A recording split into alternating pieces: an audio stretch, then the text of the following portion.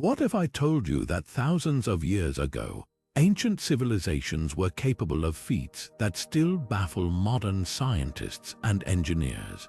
Picture this, a device so intricate, it could predict the movements of the stars and planets with astonishing accuracy, crafted over 2,000 years before the invention of the modern computer.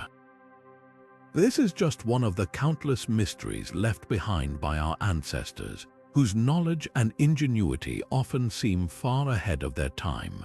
From towering pyramids aligned with celestial precision to massive stone statues that defy explanation, the ancient world is filled with secrets waiting to be uncovered. In this video, we'll take you on a journey through 50 astonishing examples of advanced knowledge from ancient civilizations, each one a testament to their brilliance and a reminder of how much we still have to learn. Stay with us because by the end of this exploration, you'll see history in a whole new light. Let's dive in. Now, let's turn our attention to one of the most astonishing artifacts ever discovered, the Antikythera Mechanism. Found in a shipwreck off the coast of the Greek island of Antikythera in the early 20th century, this ancient device has been hailed as the world's first analog computer. Dating back to around 100 to 200 years before the Common Era, the mechanism is a marvel of engineering consisting of a complex system of bronze gears and dials. At first glance, it might look like a simple lump of corroded metal, but when researchers began to piece it together, they uncovered something extraordinary. The Antikythera mechanism was designed to predict astronomical events with remarkable precision. It could track the movements of the sun, moon, and planets, predict eclipses, and even calculate the dates of ancient Olympic Games. The level of sophistication in its design is mind-blowing, especially when you consider that nothing even remotely similar would appear again for over 1,000 years. The creators of this device had a deep understanding of mathematics, astronomy, and mechanical engineering, skills that were far ahead of their time. This incredible artifact not only challenges our assumptions about ancient technology, but also reminds us that the past holds secrets we are still unraveling today. Now, shifting our focus to another marvel of ancient engineering, we arrive at the Great Pyramid of Giza. This iconic structure, built over 4,500 years ago, stands as a testament to the ingenuity and precision of the ancient Egyptians. What makes the Great Pyramid truly extraordinary is its near-perfect alignment with true north. The pyramid's base is oriented to the cardinal directions with an accuracy of just a fraction of a degree, a feat that would be challenging even with today's advanced technology. How did the ancient Egyptians achieve such precision without the use of modern tools like compasses or GPS? One theory suggests they may have used the stars, particularly the circumpolar stars, to align the pyramid's sides. Another possibility is that they employed a method involving the sun's shadow, using a tool called a merkit to track its movement and determine true north. Beyond its alignment, the Great Pyramid's construction showcases an incredible understanding of mathematics. The ratio of its perimeter to its height is remarkably close to 2 times pi, a mathematical constant that wasn't formally defined until much later in history. The precision of the pyramid's dimensions, the seamless fit of its massive stone blocks, and the sheer scale of its construction all point to a civilization with advanced knowledge of geometry, astronomy, and engineering. Theories about how the ancient Egyptians moved and lifted these enormous stones range from the use of ramps and levers to more speculative ideas involving water channels or even lost technologies. While the exact methods remain a mystery, the Great Pyramid of Giza continues to inspire awe and curiosity, reminding us of the remarkable capabilities of ancient civilizations. As we move forward, let's uncover yet another example of ancient ingenuity that challenges our understanding of history. Now, let's journey to ancient Mesopotamia, where a small, unassuming artifact has sparked one of the most intriguing debates in archaeology, the Baghdad Battery. Discovered in the 1930s near the city of Baghdad, this object consists of a clay jar, a copper cylinder, and an iron rod, all carefully arranged in a way that resembles a primitive battery. The design is surprisingly simple yet ingenious. The clay jar acts as the container, the copper cylinder serves as the outer layer, and the iron rod sits inside, separated by an asphalt plug. When filled with an acidic liquid such as vinegar or lemon juice, the setup could theoretically generate a small electric current. But what was its purpose? Some researchers believe the Baghdad Battery was used for electroplating, a process that coats one metal with another using electricity. This would explain the presence of gold-plated artifacts found in the region. Others argue that it might have had a more ceremonial or medical use, perhaps as a tool for healing or even as part of religious rituals. However, not everyone is convinced. Skeptics point out that no wires or conductors have been found alongside the artifact, and there's no direct evidence linking it to electrical applications. Could it have been a simple storage vessel or a container for sacred scrolls?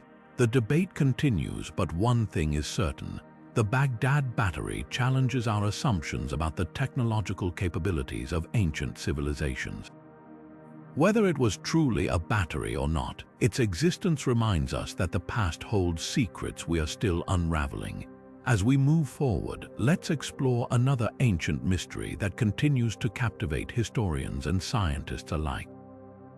Now, shifting our gaze to the arid plains of southern Peru, we encounter one of the most enigmatic creations of the ancient world, the Nazca Lines. Stretching across nearly 1,000 square kilometers of desert, these massive geoglyphs are a testament to the ingenuity and precision of the Nazca civilization, which thrived between 200 BC and 600 CE.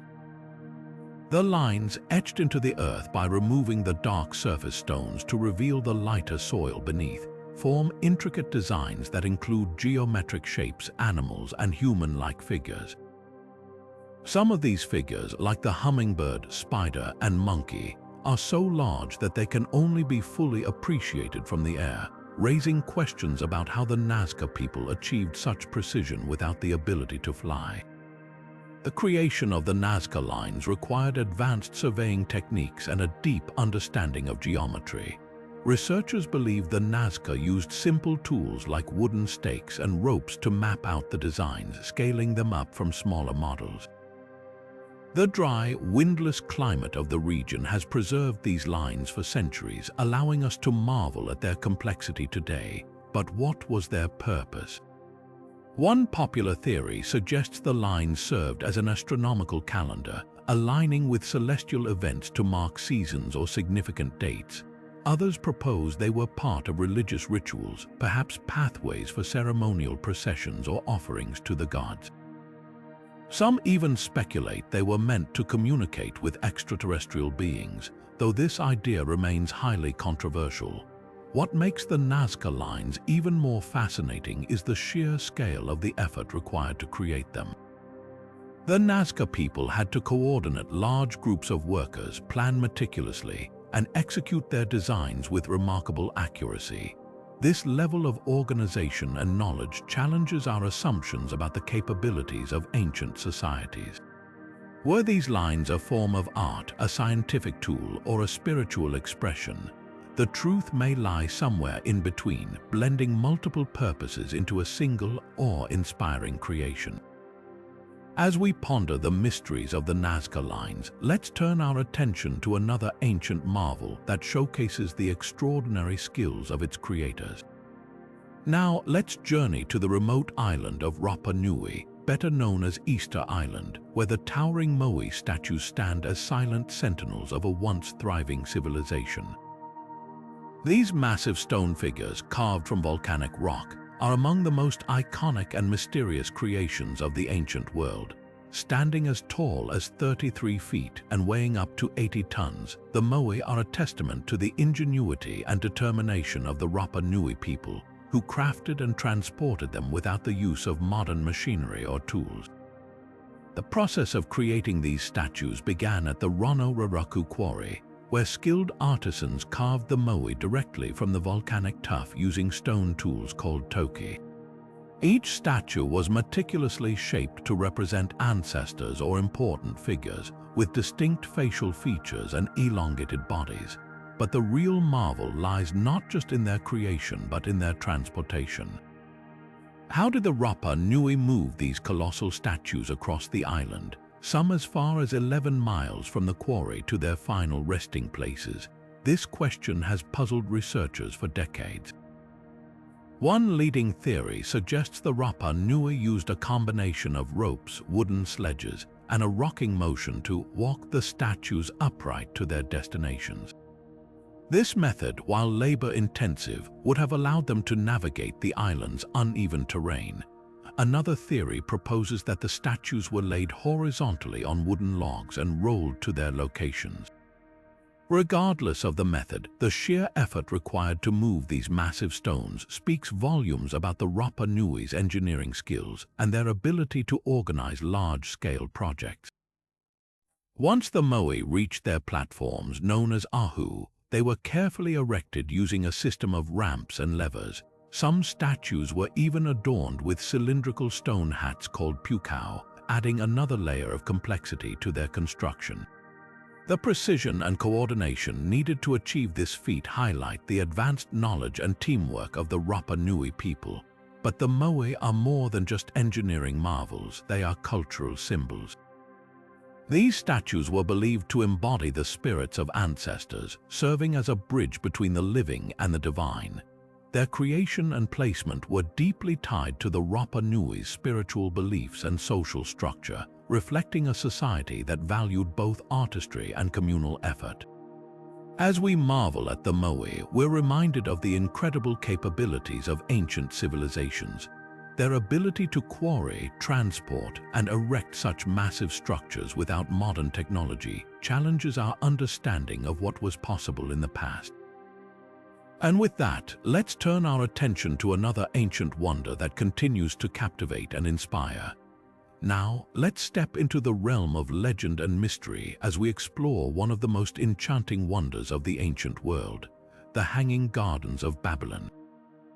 Often described as a lush, terraced paradise rising above the desert, these gardens are said to have been a marvel of engineering and beauty. But were they real, or are they simply a product of ancient imagination? The answer lies somewhere between myth and history. According to ancient accounts, the Hanging Gardens were built by King Nebuchadnezzar II around 600 BC as a gift to his wife, Queen Amytis, who longed for the green hills of her homeland. The gardens were described as a series of tiered platforms filled with trees, shrubs, and flowers, supported by massive stone columns and irrigated by an intricate system of pumps and channels. This feat of engineering would have required an advanced understanding of hydraulics and architecture, especially in a region as arid as Mesopotamia. One of the most fascinating aspects of the Hanging Gardens is the irrigation system that would have been needed to sustain such a verdant oasis. Ancient texts suggest that water was drawn from the Euphrates River and transported upward through a series of screw-like devices or water wheels, possibly powered by slaves or animals. This water would then flow through a network of channels and pipes, ensuring that every level of the garden remained lush and vibrant. The sheer complexity of such a system speaks to the ingenuity of the Babylonians and their mastery of water management. However, the existence of the Hanging Gardens has long been debated. While ancient Greek historians like Strabo and Diodorus Siculus wrote vivid descriptions of the gardens, no definitive archaeological evidence has been found in Babylon to confirm their existence. Some scholars argue that the gardens may have been located in Nineveh, built by the Assyrian king Sennacherib, while others believe they were purely mythical, a symbol of the grandeur and ambition of ancient Mesopotamian rulers. Despite the uncertainty, the idea of the Hanging Gardens continues to captivate us. Whether real or imagined, they represent the human desire to create beauty and defy the limits of nature. They remind us of the incredible achievements of ancient civilizations and their ability to dream big, even in the face of seemingly insurmountable challenges. As we leave the mystery of the Hanging Gardens behind, let's turn our attention to another ancient civilization that left an indelible mark on history, the Indus Valley Civilization, where urban planning reached heights that would not be seen again for centuries. Now, let's journey to the banks of the Indus River, where one of the world's earliest urban civilizations thrived over 4,000 years ago. The Indus Valley Civilization, also known as the Harappan Civilization, is renowned for its remarkable urban planning, which was centuries ahead of its time.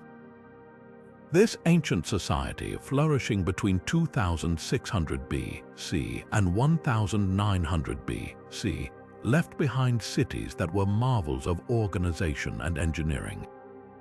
One of the most striking features of the Indus Valley cities, such as Mohenjo-Daro and Harappa, was their grid-like layout. Streets were laid out in precise, perpendicular patterns, forming well-organized blocks that facilitated easy movement and efficient land use. This level of urban planning was unprecedented in the ancient world and suggests a highly centralized and organized society. The streets were wide, with some even featuring covered drains, showcasing a keen understanding of urban infrastructure. But it wasn't just the layout of the cities that was impressive. Their drainage systems were nothing short of revolutionary. Each house was connected to an elaborate network of underground drains and sewers, designed to carry waste and rainwater away from the city. These systems were meticulously constructed, with carefully sloped channels to ensure proper flow and prevent flooding.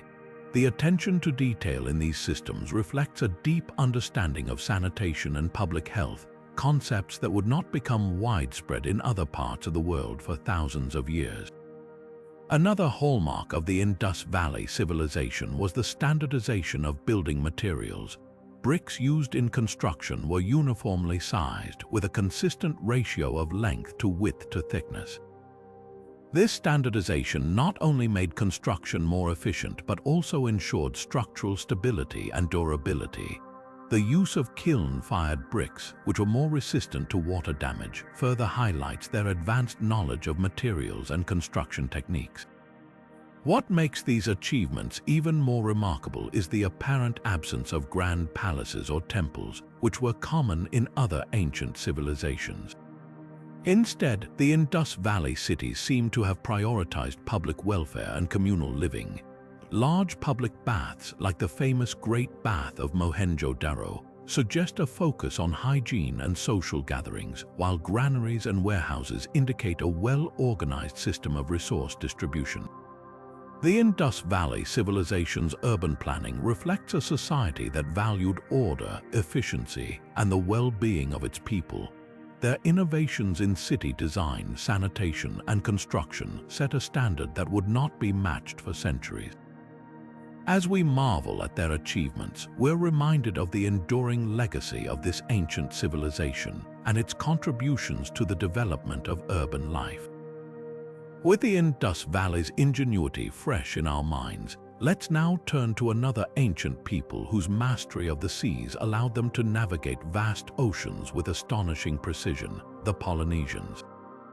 Now, let's set sail across the vast expanse of the Pacific Ocean, where the Polynesians demonstrated a mastery of navigation that remains awe-inspiring to this day. Without the aid of modern instruments like compasses or maps, these ancient seafarers ventured across thousands of miles of open water, discovering and settling remote islands scattered across the Pacific. Their ability to navigate such immense distances using only their knowledge of the natural world is a testament to their ingenuity and deep connection to their environment. At the heart of Polynesian navigation was their profound understanding of the stars.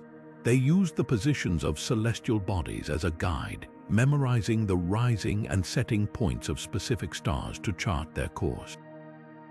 The night sky became their map, with constellations serving as waypoints on their journeys.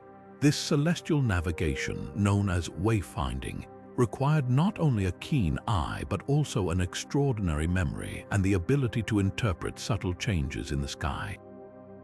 But the stars were just one part of their navigational toolkit. The Polynesians also relied on their intimate knowledge of ocean currents and wave patterns. By observing the direction and behavior of swells, they could determine their position relative to land, even when it was far beyond the horizon. They paid close attention to the color and temperature of the water, as well as the presence of floating debris, which often indicated the proximity of islands. Another remarkable aspect of their navigation was their use of bird behavior. Certain seabirds, like the frigatebird, would fly out to sea during the day to fish but return to land at night. By tracking the flight paths of these birds, Polynesian navigators could infer the direction of nearby islands.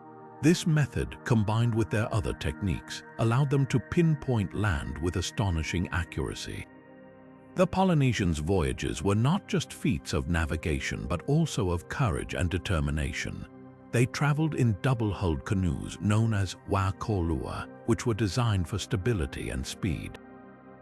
These vessels could carry people, supplies, and even domesticated animals, enabling them to establish thriving communities on newly discovered islands. Over centuries, they settled a vast triangle of the Pacific, stretching from Hawaii in the north to New Zealand in the southwest and Easter Island in the southeast. What makes their achievements even more remarkable is the oral tradition through which this knowledge was preserved and passed down. Navigational techniques, star charts, and the stories of voyages were memorized and shared across generations, ensuring that this ancient wisdom endured long before the advent of written records. The Polynesians' navigational skills remind us of the incredible potential of human ingenuity and the power of observation. Their ability to read the natural world with such precision allowed them to conquer the vast Pacific, leaving a legacy that continues to inspire modern explorers and scientists. As we reflect on their voyages, we're reminded of the boundless possibilities when knowledge and determination come together. With the Polynesians' mastery of the seas still fresh in our minds, let's now turn our attention to another ancient civilization that left an indelible mark on the world through its complex calendar system, the Maya. Shifting our focus from the vast oceans to the dense jungles of Mesoamerica, we encounter the Maya, a civilization whose mastery of timekeeping and astronomy remains unparalleled. The Mayan calendar system is a marvel of ancient ingenuity, showcasing their profound understanding of mathematics and celestial movements. Unlike any other calendar of its time, the Mayan system was not just a tool for marking days, but a sophisticated framework that intertwined their daily lives, religious practices, and cosmic beliefs. At the heart of the Mayan calendar was the long count, a system designed to track vast stretches of time. Unlike our modern Gregorian calendar, which resets every year, the long count operated on a linear scale, allowing the Maya to record historical events and predict future ones with remarkable precision. This system was based on a series of cycles, each representing different periods of time from days to millennia. The most famous of these cycles, the Baktan, lasted approximately 144,000 days, or roughly 394 years. The completion of a Baktan was a significant event, often marked by grand ceremonies and the construction of monumental architecture. But the long count was just one part of the Mayan calendar system. They also used the Tzolk'in, a 260-day sacred calendar, and the Hab, a 365-day solar calendar. The Tzolk'in was deeply tied to their spiritual and religious practices, with each day associated with a specific deity or energy. The Hab, on the other hand, aligned closely with the agricultural cycle, helping the Maya plan planting and harvesting seasons. Together, these calendars created a complex interlocking system that allowed the Maya to synchronize their rituals, agriculture, and governance with the rhythms of the cosmos. What truly sets the Mayan calendar apart is its astonishing accuracy. The Maya were able to calculate the length of a solar year to within minutes of the modern measurement, a feat that required advanced mathematical skills and meticulous astronomical observations. They tracked the movements of the sun, moon, and planets, using their knowledge to predict eclipses and other celestial events. This precision was not just for practical purposes, it was also deeply symbolic, reflecting their belief in the interconnectedness of the heavens and the earth. The Mayan calendar system also reveals their sophisticated use of mathematics. They developed the concept of zero independently, a groundbreaking achievement that allowed them to perform complex calculations. Their numerical system, based on units of 20, was highly efficient and enabled them to record large numbers with ease. This mathematical prowess was essential for their calendar calculations and architectural achievements, such as the precise alignment of their pyramids with celestial events. The legacy of the Mayan calendar extends far beyond their civilization. It has fascinated scholars and enthusiasts for centuries, offering a glimpse into the intellectual achievements of the ancient world. As we marvel at their ability to measure time with such precision, we're reminded of the enduring power of human curiosity and the quest to understand the universe. With the Maya's intricate calendar system still fresh in our minds, let's now journey to another ancient wonder, the Roman aqueducts, where engineering brilliance met the needs of a growing empire. Now, let's turn our attention to the Roman Empire, where engineering brilliance met the practical needs of a thriving civilization. The Roman aqueducts stand as one of the most remarkable achievements of ancient engineering, showcasing the Romans' ability to harness nature for the benefit of their cities. These monumental structures were not just feats of construction, they were lifelines that transformed urban life and public health across the empire. At their core, Roman aqueducts were designed to transport water from distant sources, often springs or rivers, into cities and towns. What makes them extraordinary is the precision with which they were built. The Romans mastered the art of creating gentle gradients, ensuring that water flowed steadily over long distances without the need for pumps. This required meticulous planning and advanced surveying techniques, as even the slightest miscalculation could disrupt the entire system. Some aqueducts stretched for dozens of miles, crossing valleys and mountains with a combination of underground tunnels, arched bridges, and elevated channels. One of the most famous examples is the Aqua Appia, Rome's first aqueduct, built in 312 BCE. It brought fresh water from springs located over 10 miles away, revolutionizing the city's access to clean water. Over time, the Romans constructed an extensive network of aqueducts, with some cities like Rome itself being supplied by multiple systems. The Aqua Claudia, completed in 52 CE, is another standout, stretching over 40 miles and featuring towering arches that still stand today as a testament to Roman ingenuity. The impact of these aqueducts on urban development cannot be overstated. They enabled cities to grow far beyond what natural water sources could support, allowing for larger populations and more complex infrastructure. Public fountains, baths, and even private homes were supplied with running water, a luxury that was unheard of in many other parts of the ancient world. The aqueducts also played a crucial role in public health, reducing the spread of waterborne diseases by providing a reliable source of clean water. This was a significant advancement, as contaminated water had long been a major cause of illness and mortality. Beyond their practical benefits, the aqueducts also reflected the Romans' commitment to civic pride and technological innovation. They were often adorned with decorative elements, turning functional structures into symbols of imperial power and cultural achievement. The aqueducts also required constant maintenance, which was carried out by skilled engineers and laborers, further highlighting the Romans' organizational prowess. The legacy of the Roman aqueducts extends far beyond the fall of the empire. Many of these structures continued to supply water for centuries, and their design principles influenced later civilizations. Even today, modern engineers study Roman aqueducts for their efficiency and durability, drawing inspiration from their timeless solutions to complex problems. As we marvel at the Roman aqueducts, we're reminded of how ancient innovations continue to shape our world. From the precision of their gradients to their lasting impact on urban life, these engineering marvels stand as a testament to the ingenuity of the Roman Empire. Next, we'll explore another ancient wonder that showcases the intersection of art and engineering, the Terracotta Army of China. Now, let's journey from the grandeur of Roman aqueducts to the heart of ancient China, where one of the most astonishing archaeological discoveries of all time awaits us: the Terracotta Army.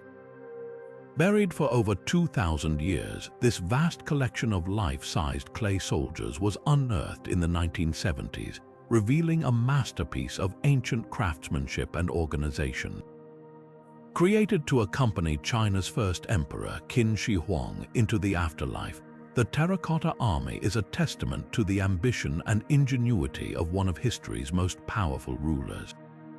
The scale of this discovery is staggering. Over 8,000 soldiers, each standing at an average height of 6 feet, were meticulously crafted from terracotta clay. But it's not just the sheer number of figures that impresses, it's the incredible detail. Every soldier is unique, with distinct facial features, hairstyles, and even expressions. Some are archers, others infantrymen, and some are cavalry officers, each positioned according to their role in the emperor's army. The level of individuality suggests that the artisans may have modeled the figures after real soldiers, capturing their likenesses with remarkable precision.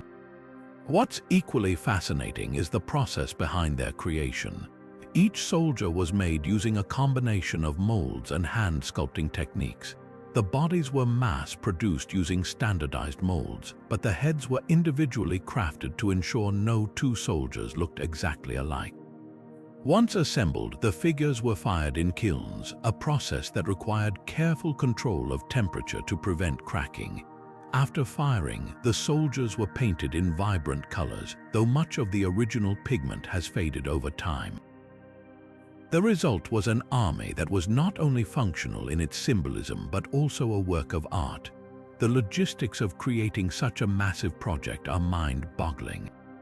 Historians estimate that the construction of the Terracotta Army involved tens of thousands of workers, including artisans, laborers, and overseers. The project likely took decades to complete, requiring an extraordinary level of coordination and resource management. The clay alone would have been a monumental undertaking, as each soldier weighs several hundred pounds. Transporting the materials, organizing the workforce, and ensuring the quality of each figure would have demanded advanced administrative skills and a highly structured society. But the Terracotta Army is more than just a display of craftsmanship and organization. It's a window into the beliefs and priorities of ancient China. Qin Shi Huang was obsessed with immortality, and the army was meant to protect him in the afterlife. The figures were buried alongside weapons, chariots, and even horses, all crafted with the same attention to detail. The site also includes other pits containing acrobats, musicians, and officials, suggesting that the emperor intended to recreate his entire court in the afterlife. The discovery of the Terracotta Army has reshaped our understanding of ancient Chinese civilization. It reveals a society capable of monumental projects, driven by a ruler whose vision extended beyond his lifetime. The army also highlights the importance of art and symbolism in conveying power and authority.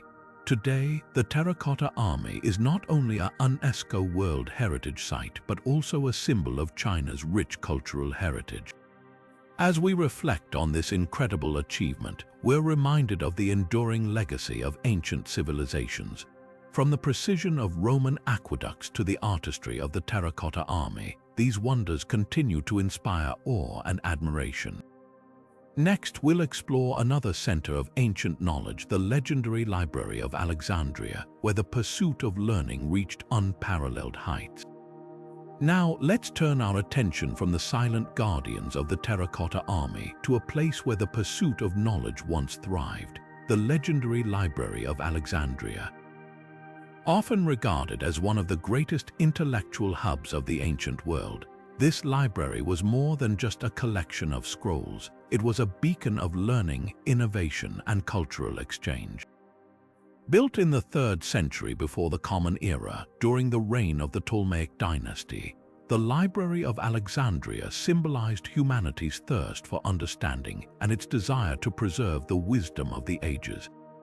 At its peak, the library housed an estimated 500,000 scrolls, making it the largest repository of knowledge in the ancient world. Scholars from across the Mediterranean and beyond flocked to Alexandria to study, debate, and contribute to this vast collection. The library wasn't just a place to store texts, it was a center of active scholarship. Mathematicians, astronomers, physicians, and philosophers worked side by side, pushing the boundaries of human knowledge. Figures like Euclid, the father of geometry, and Eratosthenes, who calculated the Earth's circumference with remarkable accuracy, were among the many luminaries who walked its halls. What set the Library of Alexandria apart was its ambitious mission to collect and preserve the world's knowledge. The Ptolemies, the ruling dynasty of Egypt at the time, were determined to make Alexandria the intellectual capital of the world. They sent agents to distant lands to acquire texts, often purchasing or copying manuscripts at great expense. Ships docking in Alexandria's bustling harbor were searched for books, which were then copied by scribes before being returned to their owners. This systematic effort ensured that the library's collection grew to encompass works from Greece, Persia, India, and beyond, creating a truly global archive of human thought. The library also played a crucial role in the preservation of ancient texts. Many works from earlier civilizations, such as the writings of Homer and the plays of Sophocles, might have been lost to history if not for the efforts of the library's scholars. They meticulously copied and translated texts, ensuring that knowledge could be passed down through generations. This dedication to preservation laid the foundation for future intellectual movements, influencing the Renaissance and beyond. But the Library of Alexandria was more than just a repository of knowledge, it was a place of innovation. Scholars there made groundbreaking discoveries in fields ranging from astronomy to medicine. For example, Herophilus, a physician working in Alexandria, conducted some of the earliest studies of human anatomy, challenging long-held beliefs and advancing medical science. Meanwhile, astronomers like Hipparchus used the library's resources to develop theories about the movement of celestial bodies, laying the groundwork for future discoveries.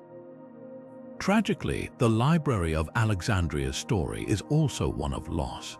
While the exact circumstances of its destruction remain debated, it is widely believed that the library suffered multiple fires over the centuries, culminating in its eventual decline. The loss of this treasure trove of knowledge is often described as one of the greatest cultural tragedies in history. Yet, the legacy of the Library of Alexandria endures. It stands as a testament to the power of knowledge and the importance of preserving it for future generations. As we reflect on the Library of Alexandria, we're reminded of the enduring value of learning and the role it plays in shaping civilizations. From the meticulous preservation of ancient texts to the groundbreaking discoveries made within its walls, the library remains a symbol of humanity's quest for understanding. Next, we'll explore another marvel of ancient craftsmanship, the colossal stone heads carved by the Olmec civilization, whose enigmatic presence continues to captivate us today. Now, shifting our focus from the intellectual marvels of the Library of Alexandria, we journey to the lush landscapes of ancient Mesoamerica, where the Olmec civilization left behind one of the most striking and mysterious legacies, the colossal stone heads. These massive sculptures, carved from single blocks of basalt, stand as towering testaments to the ingenuity and skill of the Olmec people, who thrived between 1,200 and 400 years before the Common Era. The Olmec colossal heads are truly awe-inspiring, each one weighing several tons and standing up to 3 meters tall. What makes them even more remarkable is the precision and artistry involved in their creation. The Olmec sculptors used rudimentary tools such as stone chisels and abrasives to carve intricate details into the hard basalt rock. From the distinctive facial features to the elaborate headdresses, each head is a unique masterpiece, believed to represent powerful rulers or deities of the Olmec society. But the artistry is only part of the story. The logistical challenges of creating and transporting these massive sculptures are equally astounding. The basalt used for the heads was quarried from the Tuxtla Mountains, located dozens of kilometers away from the Olmec heartland. Moving these enormous stones across rugged terrain without the use of wheels or draft animals required extraordinary planning and coordination. Scholars believe the Olmec used a combination of sledges, rollers, and manpower to transport the stones, a feat that speaks volumes about their engineering prowess and organizational skills. The purpose of these colossal heads remains a subject of debate. Some theories suggest they were meant to honor rulers, serving as enduring symbols of their power and authority. Others propose they had religious significance, perhaps representing gods or ancestors. Regardless of their exact purpose, the heads offer a glimpse into the Olmec worldview, reflecting their reverence for leadership, spirituality, and artistic expression. What's equally fascinating is how these sculptures have endured the test of time. Despite being exposed to the elements for over 2 millennia, many of the heads remain remarkably well preserved, a testament to the durability of the materials and the skill of their creators. Today, they continue to captivate archaeologists and visitors alike, offering a tangible connection to a civilization that laid the foundations for later Mesoamerican cultures, such as the Maya and the Aztecs. As we marvel at the Olmec colossal heads, we're reminded of the incredible achievements of ancient civilizations, even in the face of daunting challenges. From the precision of their craftsmanship to the ingenuity of their engineering, the Olmec left behind a legacy that continues to inspire and intrigue. Next, we'll uncover another ancient mystery, the perfectly round stone spheres of Costa Rica, whose origins and purpose remain shrouded in enigma. Now, let's turn our attention to another ancient enigma that continues to baffle researchers and captivate imaginations: the perfectly round stone spheres of Costa Rica. Scattered across the Diquis Delta and other regions of southern Costa Rica, these mysterious orbs range in size from just a few centimeters to over 2 meters in diameter, with some weighing as much as 16 tons. Their near-perfect spherical shape and smooth surfaces have sparked endless fascination, raising questions about who created them, how they were made, and what purpose they served. The origins of these stone spheres date back to the pre-Columbian era, with most estimates placing their creation between 300 and 1500 years before the Common Era. They are believed to be the work of the Diquis culture, a civilization that thrived in the region long before the arrival of European colonizers. What makes these spheres so remarkable is the precision with which they were crafted. Despite the lack of advanced tools, the Diquis people managed to carve these stones into near-perfect spheres, a feat that required not only technical skill, but also a deep understanding of geometry and symmetry. The process of creating these spheres likely involved a combination of techniques. First, large boulders were selected from riverbeds or quarries, where the natural hardness of the stone made it ideal for shaping. Using tools made of harder stones, such as granite or basalt, artisans would chip away at the surface, gradually rounding the stone into a sphere. To achieve such precision, they may have used a combination of measuring techniques, such as marking the stone with lines or using wooden frames to guide their work. Finally, the spheres were polished using abrasives like sand or water, giving them their smooth, almost glass-like finish. But the mystery doesn't end with their creation. The purpose of these spheres remains a topic of debate. Some theories suggest they were used as markers for important sites, such as burial grounds or ceremonial centers. Others propose they had astronomical significance, possibly aligned with celestial events or used as part of a larger system of navigation. There's also speculation that they symbolized power or status, serving as symbols of authority for local leaders. Whatever their purpose, the spheres clearly held great cultural importance for the Diquis people, reflecting their ingenuity and connection to the natural world. One of the most intriguing aspects of these spheres is their distribution. They are often found in groups arranged in specific patterns or alignments. Some researchers believe these arrangements may have had symbolic or ritualistic meanings, while others think they could have served practical purposes, such as marking boundaries or pathways. Unfortunately, many of the spheres were moved or damaged during the colonial period and later agricultural development, making it difficult to fully understand their original context. Today, the stone spheres of Costa Rica are recognized as a UNESCO World Heritage Site, celebrated for their cultural and historical significance. They stand as a testament to the creativity and skill of the Dikwis people, offering a glimpse into a civilization that valued artistry, precision, and a deep connection to their environment. As we ponder the mysteries of these ancient orbs, we're reminded of the countless ways ancient civilizations expressed their knowledge and beliefs through the objects they left behind. Next, we'll delve into another fascinating artifact from the ancient world, the mysterious incendiary weapon known as Greek fire, whose secrets have eluded historians for centuries. Now, shifting our focus to the realm of ancient warfare, we encounter one of history's most enigmatic and fearsome weapons, Greek fire. This mysterious incendiary substance, wielded by the Byzantine Empire, was a game-changer in naval battles, striking terror into the hearts of enemies and securing victories that seemed almost miraculous. What made Greek fire so extraordinary was not just its destructive power, but the fact that its exact composition remains a closely guarded secret, lost to time. Greek fire first emerged in the 7th century during the reign of Emperor Constantine IV. It was a liquid weapon, often described as a sticky, flammable substance that could be projected onto enemy ships using specialized tubes or siphons.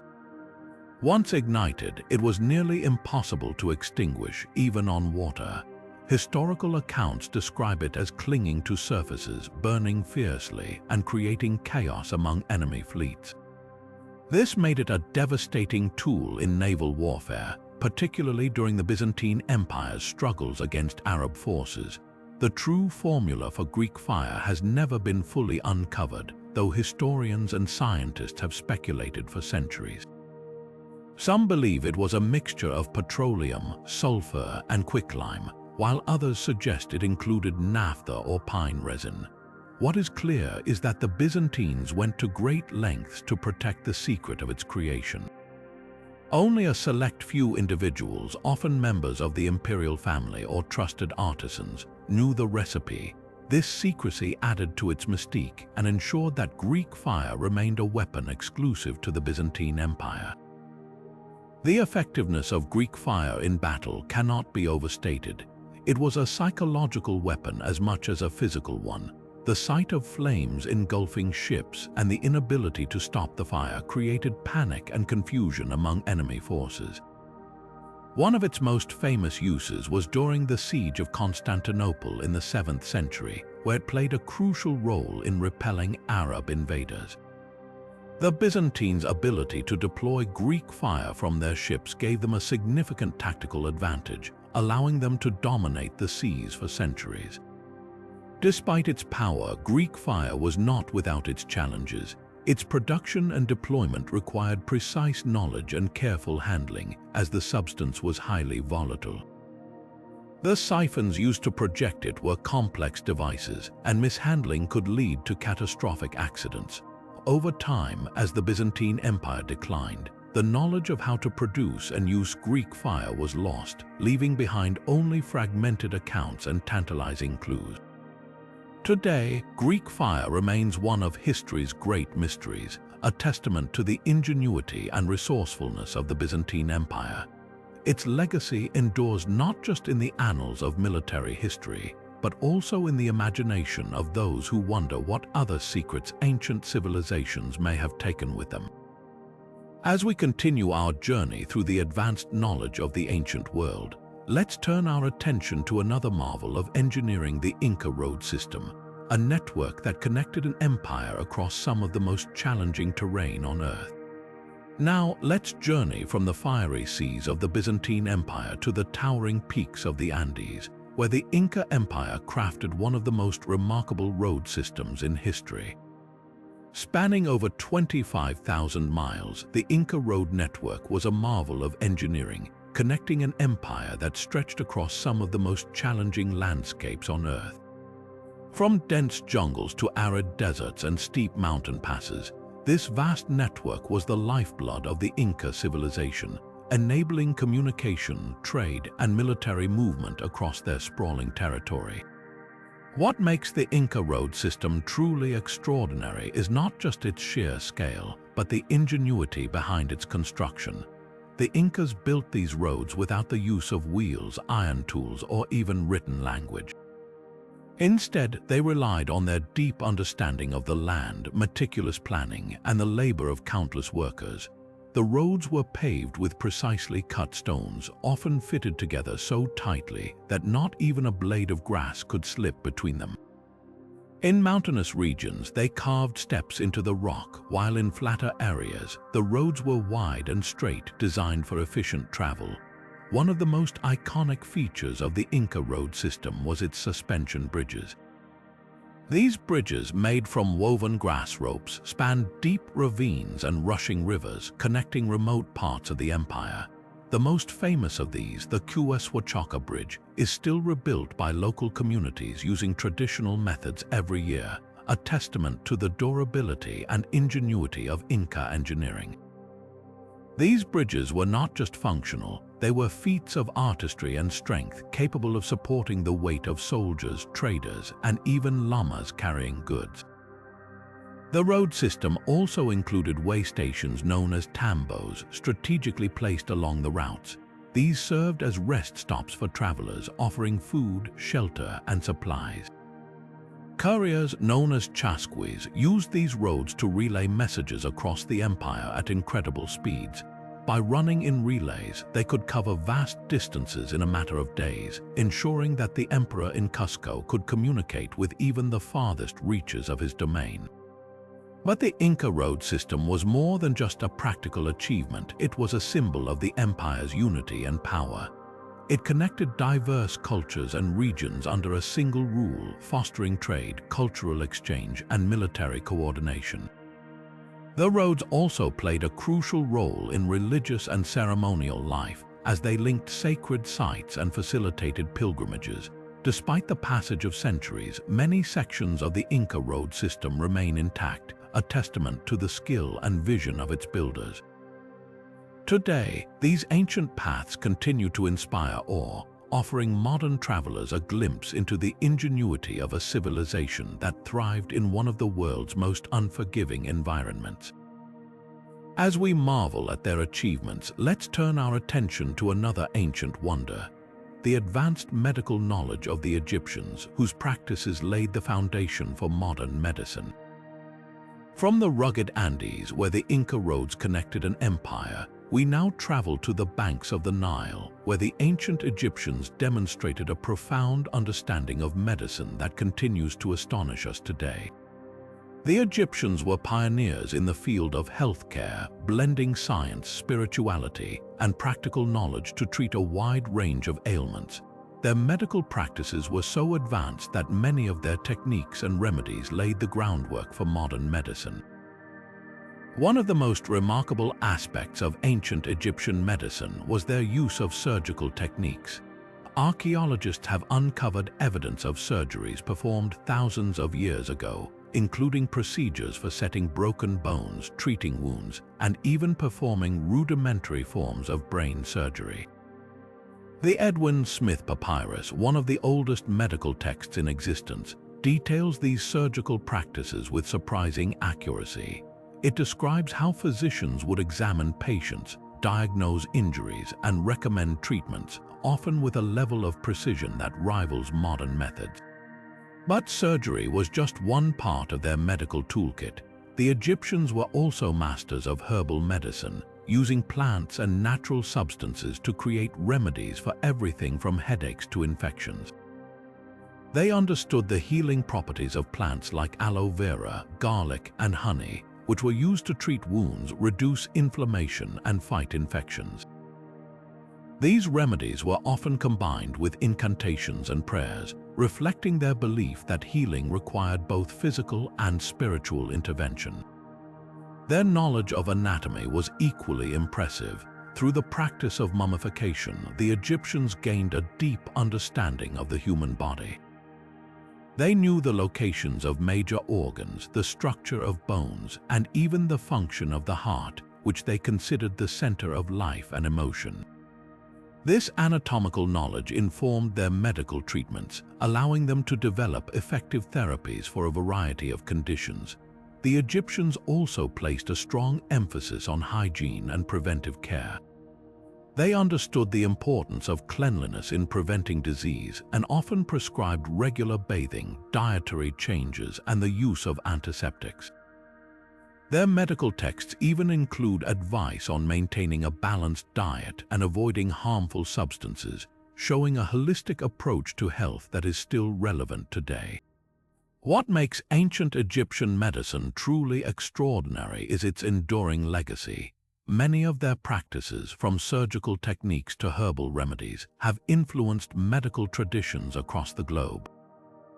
As we reflect on their achievements, it's clear that the Egyptians were not just healers, they were innovators who pushed the boundaries of what was possible in their time. Now, let's turn our attention to another ancient marvel, the Chinese seismoscope, a device that could detect earthquakes from hundreds of miles away, showcasing yet another example of humanity's early ingenuity. Moving from the medical marvels of ancient Egypt, we now journey to ancient China, where innovation took a different but equally fascinating form. Here, we encounter Zhang Heng's seismoscope, a groundbreaking invention that showcased humanity's early attempts to understand and predict natural disasters. This remarkable device, created nearly 2,000 years ago, was capable of detecting earthquakes from hundreds of miles away, a feat that seems almost miraculous for its time. Zhang Heng, a brilliant polymath of the Han Dynasty, designed the seismoscope in the year 132. Unlike modern seismographs, which rely on electronic sensors, Heng's device was entirely mechanical. It consisted of a large bronze vessel adorned with 8 dragon heads, each facing a different direction. Below each dragon was a corresponding toad with its mouth open, ready to catch a small metal ball. Inside the vessel, a pendulum-like mechanism was suspended, designed to respond to the slightest tremors in the earth. The principle behind the seismoscope was both simple and ingenious. When an earthquake occurred, even one far away, the vibrations would cause the pendulum inside the vessel to swing. This movement would trigger one of the dragon heads to release its metal ball into the mouth of the toad below. The direction of the earthquake could then be determined by which toad had caught the ball. Historical records suggest that the device was so sensitive it could detect quakes that were too faint for people to feel, providing early warnings that could save lives and property. What makes the seismoscope even more impressive is the level of scientific understanding it reflects. Zhang Heng's design demonstrates a deep grasp of physics and mechanics, particularly the principles of inertia and vibration. While the exact details of the internal mechanism remain a mystery, scholars believe it involved a system of levers and springs that amplified even the smallest tremors. This level of sophistication was unparalleled in the ancient world and highlights the advanced engineering skills of the Han Dynasty. The seismoscope wasn't just a scientific tool, it was also a symbol of imperial power and technological prowess. It served as a testament to the emperor's ability to protect his people from natural disasters, reinforcing the idea that the ruler was connected to the forces of nature. The device's success was so widely recognized that it was documented in official court records, and its legacy endured for centuries. Today, Zhang Heng's seismoscope stands as a testament to the ingenuity of ancient civilizations. It reminds us that even without modern technology, our ancestors were capable of creating tools that pushed the boundaries of human knowledge. As we marvel at this ancient invention, we're reminded of the timeless quest to understand and harness the forces of nature, a quest that continues to drive innovation in our own time. Now let's turn our attention to another ancient wonder, the acoustics of Greek theaters, where sound engineering reached heights that still amaze us today. Now let's step into the world of ancient Greece, where the art of performance met the science of sound. The theaters of ancient Greece were not just architectural marvels, they were acoustic wonders designed with such precision that audiences could hear every word spoken on stage, even from the farthest seats. This remarkable feat of engineering, achieved over 2,000 years ago, continues to baffle and inspire us today. The most famous example of this acoustic mastery is the theater of Epidaurus, built in the 4th century BCE. Nestled into a hillside, this open-air theater could seat up to 14,000 spectators. Despite its massive size, the acoustics were so finely tuned that even a whisper from the stage could be heard clearly at the very top rows. How did the ancient Greeks achieve such clarity without the aid of modern microphones or speakers? The answer lies in a combination of ingenious design and a deep understanding of sound waves. The secret to the theater's acoustics begins with its shape. The semi-circular seating arrangement, known as the cavea, was carefully carved into the hillside. This natural slope not only provided excellent sight lines but also helped to amplify sound. The rows of stone seats acted as a series of steps, reflecting and channeling sound waves upward toward the audience. Additionally, the stage area or orchestra was positioned at the center of this curve, ensuring that sound traveled evenly in all directions. But the design didn't stop there. The materials used in construction played a crucial role as well. The limestone seats absorbed low-frequency sounds such as background noise while reflecting higher-frequency sounds like the actors' voices. This filtering effect helped to minimize echoes and distractions, creating a crisp and clear auditory experience. Even the spacing between the seats was meticulously calculated to prevent sound from being trapped or distorted. Another fascinating aspect of these theaters was their integration with the surrounding environment. The open-air design allowed sound to travel freely, while the natural landscape acted as a natural amplifier. The absence of walls or ceilings meant there were no surfaces to create unwanted reverberations, ensuring that the sound remained pure and undistorted. This harmony between architecture and nature highlights the Greeks' profound understanding of both aesthetics and functionality. The acoustics of ancient Greek theaters weren't just a technical achievement, they were a testament to the cultural importance of performance in Greek society. Theater was more than entertainment, it was a way to explore philosophy, politics, and human emotion. The ability to hear every word clearly was essential for conveying the depth and nuance of the plays, which often tackled complex themes and moral dilemmas. This emphasis on clarity and connection between performer and audience reflects the Greeks' commitment to both art and science. Today, modern architects and acousticians continue to study these ancient theaters, seeking to unlock the secrets of their design.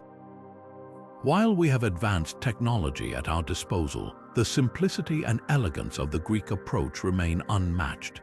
The theater of Epidaurus, still in use today, stands as a living reminder of the ingenuity of ancient civilizations. It challenges us to rethink what is possible when creativity and knowledge come together. As we marvel at the acoustic brilliance of ancient Greek theaters, we're reminded that innovation isn't always about complexity. Sometimes it's about understanding the fundamentals and using them in extraordinary ways. Next, we'll explore another ancient marvel that showcases the intersection of art and engineering, the rust-resistant iron pillar of Delhi, a testament to the metallurgical genius of ancient India. Now, let's journey to ancient India, where a towering testament to metallurgical mastery stands tall in the heart of Delhi. The ancient Indian iron pillar, located in the Aqueducts complex, has baffled scientists and historians for centuries. Standing at over 23 feet tall and weighing more than 6 tons, This remarkable structure has withstood the test of time, remaining rust-free for over 1,600 years. How did ancient Indian craftsmen achieve such a feat without the advanced technology we have today? The answer lies in their extraordinary understanding of metallurgy and material science. The pillar's rust resistance is not just a stroke of luck, it's the result of a carefully engineered process. The iron used in its construction contains a unique combination of elements, including a high percentage of phosphorus. This phosphorus content, along with the absence of sulfur and manganese, creates a protective layer of iron hydrogen phosphate on the surface of the pillar. This layer acts as a natural barrier, shielding the iron from the corrosive effects of moisture and oxygen. It's a brilliant example of how ancient metallurgists manipulated the properties of metal to achieve durability. But the craftsmanship doesn't stop there. The pillar's construction also involved a technique known as forge welding, where individual pieces of iron were heated and hammered together to form a single, seamless structure. This method required not only skill but also a deep understanding of how iron behaves under heat and pressure. The precision and care taken during this process ensured that the pillar remained structurally sound for centuries, even in the face of harsh weather conditions. What makes this achievement even more remarkable is the context in which it was created. The iron pillar dates back to the Gupta Empire around the 4th or 5th century CE, a time when metallurgical knowledge was still in its early stages compared to modern standards. Yet, the artisans of this era were able to produce a material that outperforms many modern alloys in terms of corrosion resistance. This raises intriguing questions about the extent of their scientific knowledge and the techniques they may have developed through trial and error. The pillar's longevity has also sparked debates about its purpose. Some believe it was erected as a tribute to the Hindu god Vishnu, while others suggest it served as a victory monument for a Gupta king. Regardless of its original intent, the pillar's enduring presence has made it a symbol of India's rich scientific heritage. It stands as a silent witness to the ingenuity of ancient Indian engineers who combined practical skill with a profound understanding of their materials. Today, the iron pillar continues to captivate researchers and visitors alike. Modern scientists have studied its composition extensively, hoping to unlock the secrets of its rust resistance.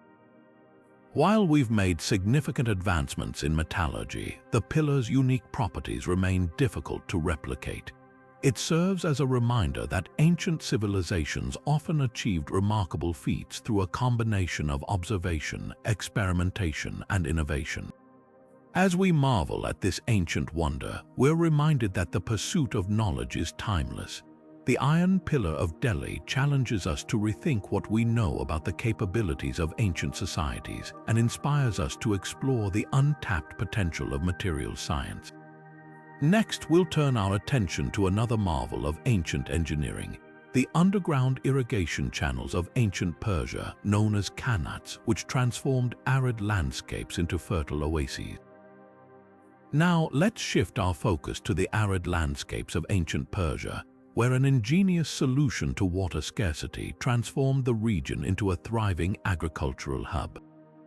The ancient Persian qanat system, a network of underground irrigation channels, stands as a testament to the ingenuity of early engineers and their ability to harness nature's resources in the most challenging environments. Imagine a vast desert where surface water is scarce and the sun beats down relentlessly. In such conditions, sustaining agriculture would seem impossible. Yet the Persians devised a remarkable system that tapped into underground water sources, bringing life to the driest of lands. The qanat system begins with a mother well, dug deep into the ground to reach the water table. From there, a gently sloping tunnel is constructed, allowing water to flow by gravity over long distances. Vertical shafts are dug at regular intervals to provide ventilation and access for maintenance. This intricate network could stretch for miles, delivering water to fields, villages, and even cities. What makes the qanat system truly remarkable is its sustainability. Unlike surface irrigation, which can lead to water loss through evaporation, the underground channels minimize waste, ensuring that every drop of water is used efficiently. The system also prevents the salinization of soil, a common problem in arid regions where surface water evaporates, leaving behind harmful salts. By keeping the water underground until it reaches its destination, the qanats preserved the fertility of the land for generations. The impact of this innovation on Persian society was profound. Agriculture flourished, enabling the cultivation of crops like wheat, barley, and fruits in regions that would otherwise be barren. This abundance supported growing populations and allowed cities to thrive, even in the heart of the desert. The qanat system also played a crucial role in shaping Persian culture and governance. Communities worked together to build and maintain these channels, fostering a sense of cooperation and shared responsibility. In some cases, the management of qanats became a cornerstone of local governance, with laws and traditions developed to ensure fair distribution of water. The legacy of the qanat system extends far beyond ancient Persia. Similar techniques were adopted in other arid regions, from North Africa to Central Asia, demonstrating the widespread influence of Persian engineering. Even today, some qanats remain in use, a testament to their durability and effectiveness. Modern engineers and environmentalists have studied these ancient systems, drawing inspiration for sustainable water management practices in the face of climate change and water scarcity. As we reflect on the qanat system, we're reminded of the power of human ingenuity to overcome environmental challenges. The Persians didn't just adapt to their surroundings, they reshaped them, creating a legacy that continues to inspire. Next, we'll explore another marvel of ancient engineering, the advanced maritime technology revealed by the Antikythera shipwreck, which offers a glimpse into the seafaring prowess of the ancient world.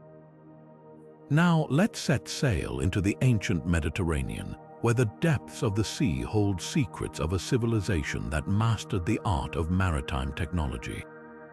The Antikythera shipwreck, discovered off the coast of a small Greek island in the early 20th century, offers a fascinating glimpse into the advanced shipbuilding and navigational skills of the ancient Greeks.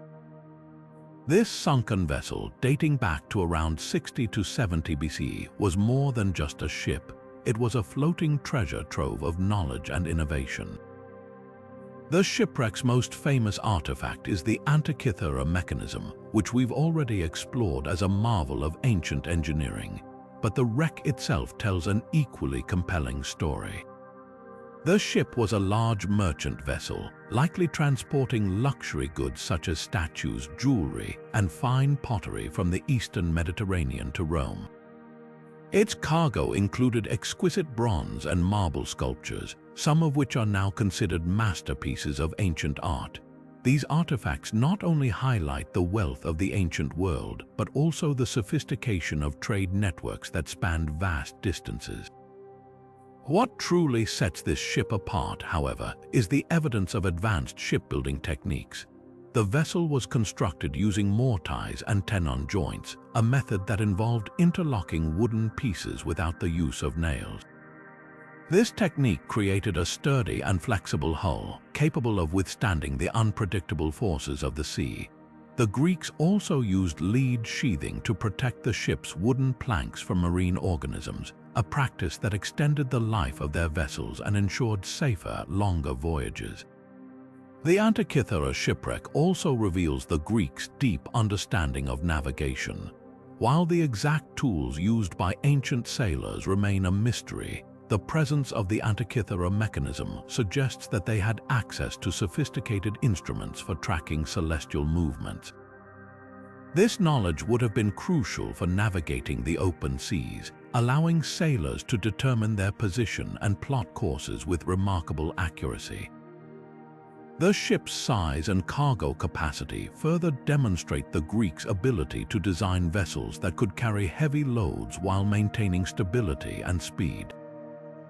The discovery of this shipwreck has provided modern archaeologists with invaluable insights into ancient maritime technology. It shows us that the Greeks were not only skilled craftsmen, but also innovative problem solvers who pushed the boundaries of what was possible. Their ships were more than just means of transportation. They were symbols of their mastery over the sea and their ability to connect distant cultures through trade and exploration. As we leave the waters of the Mediterranean, we'll turn our attention to another engineering marvel of the ancient world, the towering obelisks of Egypt, which stand as enduring symbols of the ingenuity and ambition of their creators. Now, let's journey from the open seas to the sun-baked sands of ancient Egypt, where towering obelisks rise as monuments to human ingenuity and ambition. These massive stone structures, some reaching heights of over 100 feet, were not merely decorative. They were feats of engineering that showcased the Egyptians' mastery over stone and their deep connection to the divine. The process of creating an obelisk began in the quarries, where workers carefully selected a single block of granite or other hard stone. Using copper chisels, wooden wedges, and stone hammers, they painstakingly carved the obelisk from the bedrock. This was no small task, as the stone had to be flawless to ensure the obelisk's stability and beauty. Once freed from the quarry, the obelisk was smoothed and inscribed with hieroglyphs, often honoring the pharaoh or the gods. Transporting these colossal stones was another monumental challenge. The Egyptians used a combination of sledges, rollers, and manpower to move the obelisks from the quarries to their final locations, often temples or sacred sites. They would pour water or oil in front of the sledges to reduce friction, allowing the massive stones to glide more easily across the sand. This method required precise coordination and immense physical effort, as even the smallest obelisks weighed several tons. Erecting the obelisk was perhaps the most daring part of the process. Workers would dig a deep foundation and then use ramps, levers, and ropes to lift the obelisk into place. This required not only strength but also careful planning and engineering to ensure the obelisk stood perfectly upright. The slightest miscalculation could result in disaster, making this task a true testament to the Egyptian skill and precision. Beyond their engineering marvels, obelisks held profound cultural and religious significance. They were often placed at the entrances of temples, symbolizing the connection between the earth and the heavens. The pointed top of the obelisk, sometimes covered in gold or electrum, was believed to catch the first rays of the rising sun, linking the pharaoh to the sun god Ra. In this way, obelisks were not just monuments but also sacred objects that embodied the Egyptian spiritual beliefs and their reverence for the divine. The legacy of these ancient obelisks endures to this day, with many still standing in Egypt and others having been transported to cities around the world. They remind us of the incredible achievements of the ancient Egyptians, whose knowledge and determination allowed them to create structures that have stood the test of time. As we leave the shadow of these towering monuments, our next stop takes us to the bustling streets of ancient China, where the invention of the compass revolutionized navigation and exploration. Now, let's shift our focus from the monumental obelisks of Egypt to the innovative minds of ancient China, where a groundbreaking invention would forever change the way humans navigate the world. The ancient Chinese compass, one of the most transformative tools in history, not only revolutionized exploration but also revealed the profound understanding of magnetism held by this advanced civilization. The earliest form of the Chinese compass, known as the south-pointing spoon, dates back to the Han Dynasty around 2,000 years ago. Unlike the modern magnetic compass, this early version used a lodestone, a naturally magnetized mineral carved into the shape of a spoon. When placed on a polished bronze plate, the spoon would align itself with the Earth's magnetic field, pointing south. This ingenious device was initially used for divination and geomancy, helping to align buildings and tombs according to ancient beliefs about harmony and energy flow. Over time, the compass evolved into a more practical tool for navigation.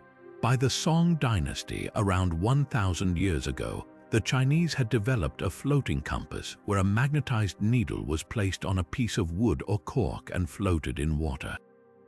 This design allowed the needle to rotate freely, consistently pointing north-south. This innovation was a game changer for sailors and explorers, enabling them to navigate vast distances with greater accuracy, even in overcast conditions where the stars and sun were obscured. The compass's role in exploration cannot be overstated. It facilitated the expansion of trade routes, including the famous Silk Road, and allowed Chinese sailors to venture further than ever before. The compass also played a crucial role in the voyages of Zheng He, the legendary admiral who led massive fleets across the Indian Ocean in the 15th century, reaching as far as Africa. These expeditions not only expanded China's influence but also fostered cultural exchange and the spread of knowledge across continents. What makes the Chinese compass particularly remarkable is the deep scientific understanding it reflects. Ancient Chinese scholars recognized the properties of magnetism long before it was understood in other parts of the world. They observed that lodestones had the ability to attract iron and that this force could be harnessed for practical purposes. This knowledge laid the groundwork for later advancements in magnetism and navigation, influencing civilizations far beyond China's borders. The compass's legacy endures to this day, not just as a tool but as a symbol of human curiosity and ingenuity. It reminds us of the ancient Chinese civilization's ability to observe the natural world, harness its forces, and create technologies that would shape the course of history. As we marvel at this invention, we're reminded of how ancient knowledge continues to guide us, much like the compass itself. With the compass pointing us forward, our next journey takes us to the architectural marvels of ancient Rome, where the durability of Roman concrete stands as a testament to their engineering brilliance. Now, as we turn our attention from the magnetic marvels of ancient China, we find ourselves standing before the enduring legacy of ancient Rome, a civilization that mastered the art of building to last. Among their many engineering feats, Roman concrete stands out as a testament to their ingenuity, a material so robust that it has withstood the test of time for over 2,000 years. Roman concrete, known as opus caementicium, was a revolutionary building material that allowed the Romans to construct some of the most iconic structures in history, from the Colosseum to the Pantheon. Unlike modern concrete, which relies heavily on Portland cement, Roman concrete was made from a unique blend of volcanic ash, lime, and small rocks or rubble. This mixture, when combined with water, created a chemical reaction that not only made the concrete incredibly strong, but also allowed it to harden underwater, making it ideal for building harbors, aqueducts, and bridges. One of the most fascinating aspects of Roman concrete is its self-healing properties. Recent studies have revealed that the volcanic ash used in its composition contains minerals that react with seawater over time, forming new crystals that fill in cracks and strengthen the material. This means that structures like the ancient Roman port of Caesarea, submerged in the Mediterranean for centuries, remain intact to this day. Modern concrete, on the other hand, often deteriorates within decades when exposed to similar conditions. The durability of Roman concrete is further highlighted by the Pantheon's dome, the largest unreinforced concrete dome in the world, built in 126 AD. It still stands as a marvel of engineering, its massive structure defying gravity and time.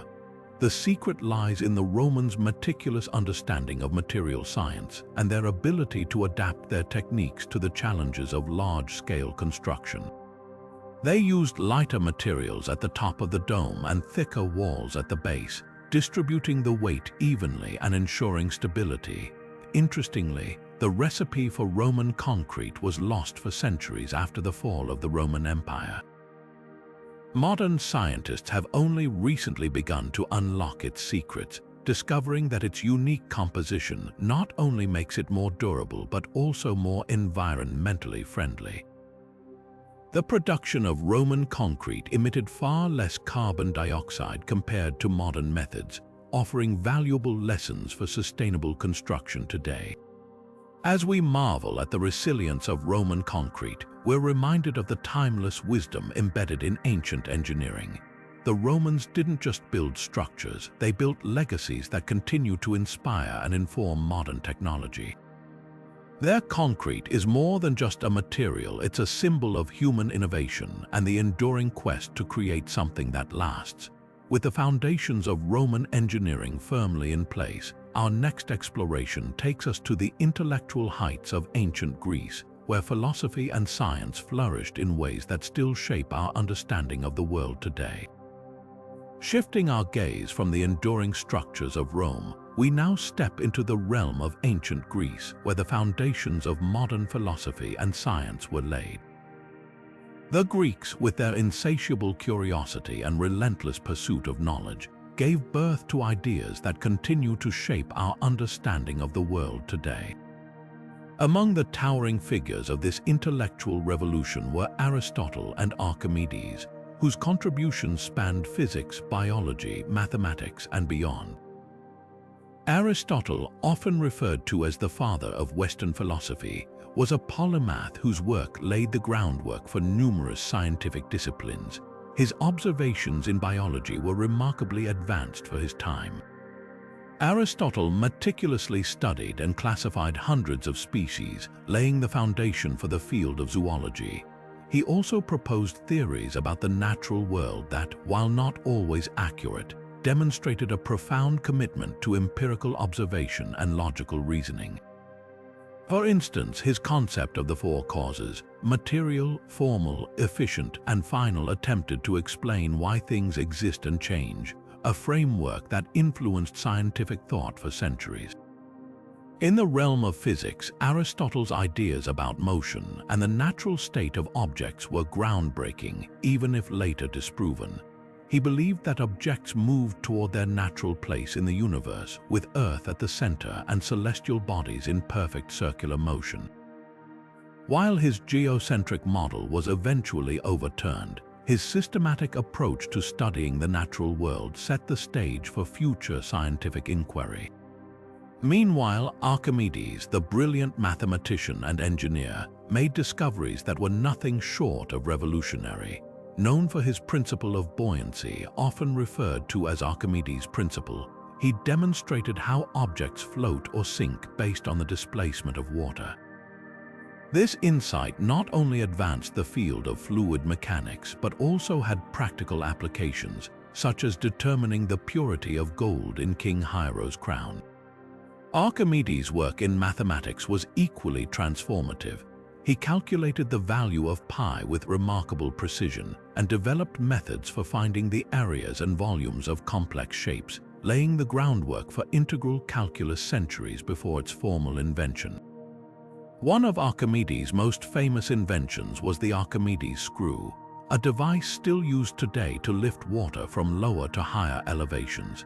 His ingenuity extended to warfare as well, where he designed innovative machines like the claw of Archimedes, a weapon said to have defended Syracuse against Roman ships.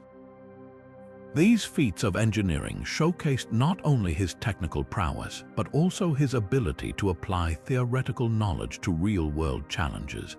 The legacy of these Greek thinkers extends far beyond their individual discoveries. They established a tradition of questioning, experimentation, and logical reasoning that became the bedrock of Western science and philosophy. Their work reminds us that the pursuit of knowledge is not just about finding answers, but about asking the right questions and challenging the status quo. As we reflect on the intellectual achievements of ancient Greece, we're reminded of the timeless power of human curiosity. From Aristotle's biological classifications to Archimedes' mathematical breakthroughs, their contributions continue to inspire and inform our understanding of the world. And now, as we move forward, we turn our attention to another ancient civilization whose innovations in writing and record-keeping laid the foundation for human history as we know it. Now, let's journey to the fertile lands of ancient Mesopotamia, where one of humanity's most transformative inventions took shape: cuneiform writing. This system of writing, developed by the Sumerians around 3200 BCE, marked a monumental leap in how humans recorded and communicated information. Unlike earlier forms of symbolic communication, cuneiform was a fully developed script capable of capturing not just simple ideas but complex narratives, laws, and administrative records. The name cuneiform comes from the Latin word for wedge-shaped, a fitting description of the marks made by pressing a reed stylus into soft clay tablets. These tablets, once dried or baked, became durable records that have survived for millennia, offering us a window into the daily lives, beliefs, and governance of ancient Mesopotamian societies.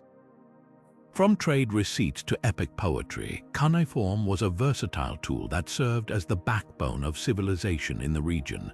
One of the most significant roles of cuneiform was in administration. As cities like Uruk and Babylon grew, so did the need to manage resources, track trade, and organize labor. Cuneiform allowed scribes to keep detailed records of grain supplies, livestock, and taxes, enabling the efficient running of complex societies. This administrative use of writing laid the groundwork for modern bureaucracy, proving that even the earliest civilizations understood the importance of documentation. But cuneiform wasn't just about practicality. It also gave rise to some of the world's earliest literature. The Epic of Gilgamesh, one of the oldest known works of literature, was written in cuneiform. This epic tale of a king's quest for immortality explores themes of friendship, mortality, and the human condition, demonstrating that the Mesopotamians used writing not just for record-keeping, but also for storytelling and philosophical reflection. The invention of cuneiform also had profound implications for law and governance. The Code of Hammurabi, one of the earliest known legal codes, was inscribed in cuneiform on a massive stone stele. This code, with its detailed laws and punishments, reflected a society striving for order and justice. By codifying laws in writing, Hammurabi ensured that his subjects knew the rules and consequences, setting a precedent for legal systems that followed. What makes cuneiform particularly remarkable is its adaptability. Over time, it evolved to represent not just the Sumerian language but also Akkadian, Babylonian, and other languages of the region. This flexibility allowed it to serve diverse cultures and purposes, from recording astronomical observations to documenting religious rituals. It was a tool of both practicality and creativity, bridging the gap between the mundane and the profound. The legacy of cuneiform is a testament to the ingenuity of the Mesopotamians. By inventing a system of writing, they unlocked the potential for human knowledge to be preserved, shared, and built upon across generations. Their innovation reminds us that writing is more than just a means of communication. It's a cornerstone of civilization itself. And as we continue our exploration, we'll see how other ancient cultures built upon this foundation, shaping the course of human history in ways that still resonate today. Now, let's turn our gaze to the skies above ancient Egypt, where the stars were not just points of light but a celestial map guiding one of the most remarkable achievements in human history, the construction of the pyramids. The ancient Egyptians possessed an extraordinary understanding of astronomy, which they seamlessly integrated into their architecture, religion, and daily life. Their knowledge of the heavens was so precise that it allowed them to align their monumental structures with astonishing accuracy, a feat that continues to baffle modern scientists. At the heart of this astronomical mastery was their ability to track the movements of stars and planets. The Egyptians observed the night sky with meticulous care, identifying key constellations and using them to mark the passage of time. One of their most important celestial markers was Sirius, the brightest star in the night sky. The annual rising of Sirius, known as the Heliacal Rising, coincided with the flooding of the Nile, a critical event for agriculture. This connection between the heavens and the earth was deeply embedded in their culture, shaping their calendar and religious practices. But it was in the construction of the pyramids that their astronomical knowledge truly shone. The Great Pyramid of Giza, for instance, is aligned with incredible precision to the cardinal points north, south, east, and west. The northern side of the pyramid faces true north with an error margin of less than 1/15 of a degree. To achieve this level of accuracy, the Egyptians likely used a combination of star alignments and simple yet ingenious tools, such as the Merkit, a sighting instrument that allowed them to track the positions of stars. The alignment of the pyramids wasn't just a technical achievement, it held profound symbolic meaning. The Egyptians believed that the pharaohs, upon their death, would ascend to the heavens and join the gods. By aligning the pyramids with the stars, they created a physical pathway for the pharaoh's soul to travel to the afterlife. The pyramid's shape itself may have been inspired by the rays of the sun, symbolizing the pharaoh's divine connection to Ra, the sun god. Beyond the pyramids, the Egyptians also used their astronomical knowledge to design temples and other sacred structures. Many temples were oriented to capture the light of specific stars or the sun during significant religious festivals. For example, the Temple of Karnak was aligned so that the rising sun would illuminate the inner sanctuary during the winter solstice, a moment of great spiritual importance. The legacy of ancient Egyptian astronomy is a testament to their ingenuity and their deep connection to the cosmos. Their ability to blend science, religion, and art into their monumental architecture reveals a civilization that saw the universe as an interconnected whole. As we continue our journey through the wonders of ancient knowledge, we'll see how other cultures looked to the stars and left their own indelible marks on history. Now, let's journey from the celestial wonders of ancient Egypt to the intricate craftsmanship of ancient China, where the art of silk production revolutionized not just a culture but an entire global trade network. The story of silk begins with the humble silkworm, a creature so small yet so central to one of the most luxurious and sought-after materials in history. The ancient Chinese mastered the delicate process of sericulture, the cultivation of silkworms, and transformed it into a highly sophisticated industry that would shape their economy and influence the world for centuries. The process of silk production was nothing short of remarkable. It began with the careful rearing of silkworms, which were fed exclusively on mulberry leaves. These worms would spin cocoons made of a single, unbroken thread of silk, sometimes stretching up to 900 meters in length. Harvesting this thread required immense skill and precision. The cocoons were gently boiled to soften the sericin, a natural gum that held the threads together, and then the delicate filaments were unwound and spun into silk thread. This thread was then woven into fabric, a process that demanded both technical expertise and artistic vision. The impact of silk production on ancient Chinese society was profound. Silk became a symbol of wealth, status, and cultural refinement. It was used not only for clothing but also for ceremonial robes, tapestries, and even as a form of currency. The Chinese guarded the secrets of silk production closely, and for thousands of years they maintained a monopoly on its creation. This exclusivity made silk one of the most valuable commodities in the ancient world, driving trade along the legendary Silk Road. The Silk Road, a vast network of trade routes connecting China to the Mediterranean, became the lifeblood of cultural and economic exchange. Silk was not just a product, it was a bridge between civilizations. It brought Chinese goods, ideas, and innovations to distant lands, while also introducing foreign influences back into China.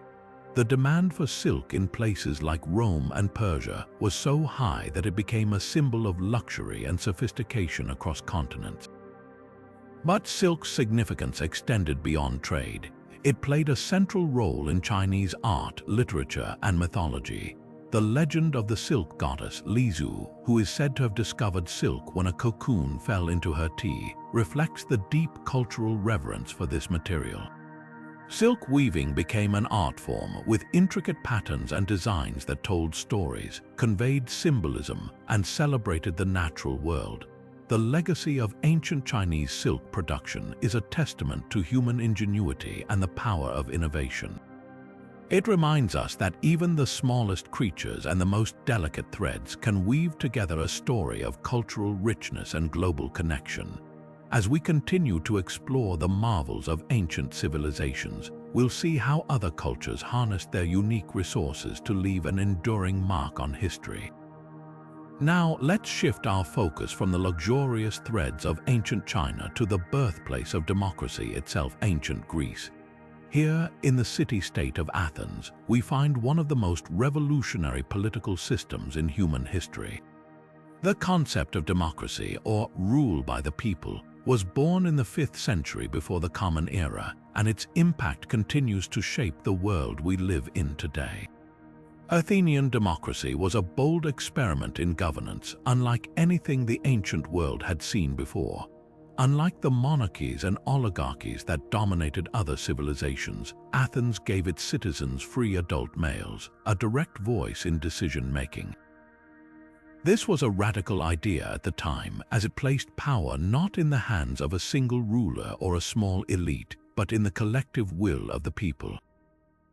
Citizens gathered in the assembly, an open forum where they debated laws, policies, and matters of state. Every eligible citizen had the right to speak and vote, making Athens a true pioneer of participatory governance. But how did this system work in practice? The Athenian democracy was built on several key institutions. The assembly, as mentioned, was the heart of the system, where citizens could propose and vote on legislation. Then there was the Council of 500, a group of representatives chosen by lot to prepare the agenda for the assembly and oversee daily governance. This use of sortition, or random selection, ensured that ordinary citizens could hold positions of power, preventing the rise of a permanent political class. Additionally, the courts were run by large juries of citizens, further embedding the principle of collective decision-making into the fabric of Athenian society. The influence of Athenian democracy extends far beyond the ancient world. Its principles of equality, civic participation, and the rule of law laid the groundwork for modern democratic systems. While the Athenian model was far from perfect, women, enslaved people, and non-citizens were excluded from participation, it introduced ideas that would inspire future generations. The concept of a government accountable to its people, the importance of free speech, and the value of public debate are all legacies of ancient Athens that resonate in contemporary political thought. As we reflect on the achievements of ancient Greece, it's clear that their contributions to governance were as profound as their advancements in art, philosophy, and science. The Athenian experiment in democracy reminds us that the power of collective decision-making can shape societies in extraordinary ways. And as we move forward in our exploration of ancient civilizations, we'll see how other cultures built upon these ideas to create their own unique systems of governance. Now, let's journey from the political innovations of ancient Greece to the intellectual achievements of ancient India, where mathematics reached heights that would forever change the way we understand numbers and calculations. Among the many contributions of ancient Indian mathematicians, two stand out as truly groundbreaking: the concept of zero and the development of the decimal system. These innovations not only transformed mathematics but also laid the foundation for modern science, engineering, and technology. The concept of zero, or shunya in Sanskrit, was a revolutionary idea that emerged in ancient India around the 5th century of the Common Era. Before this, many civilizations struggled with the idea of representing nothingness or the absence of quantity.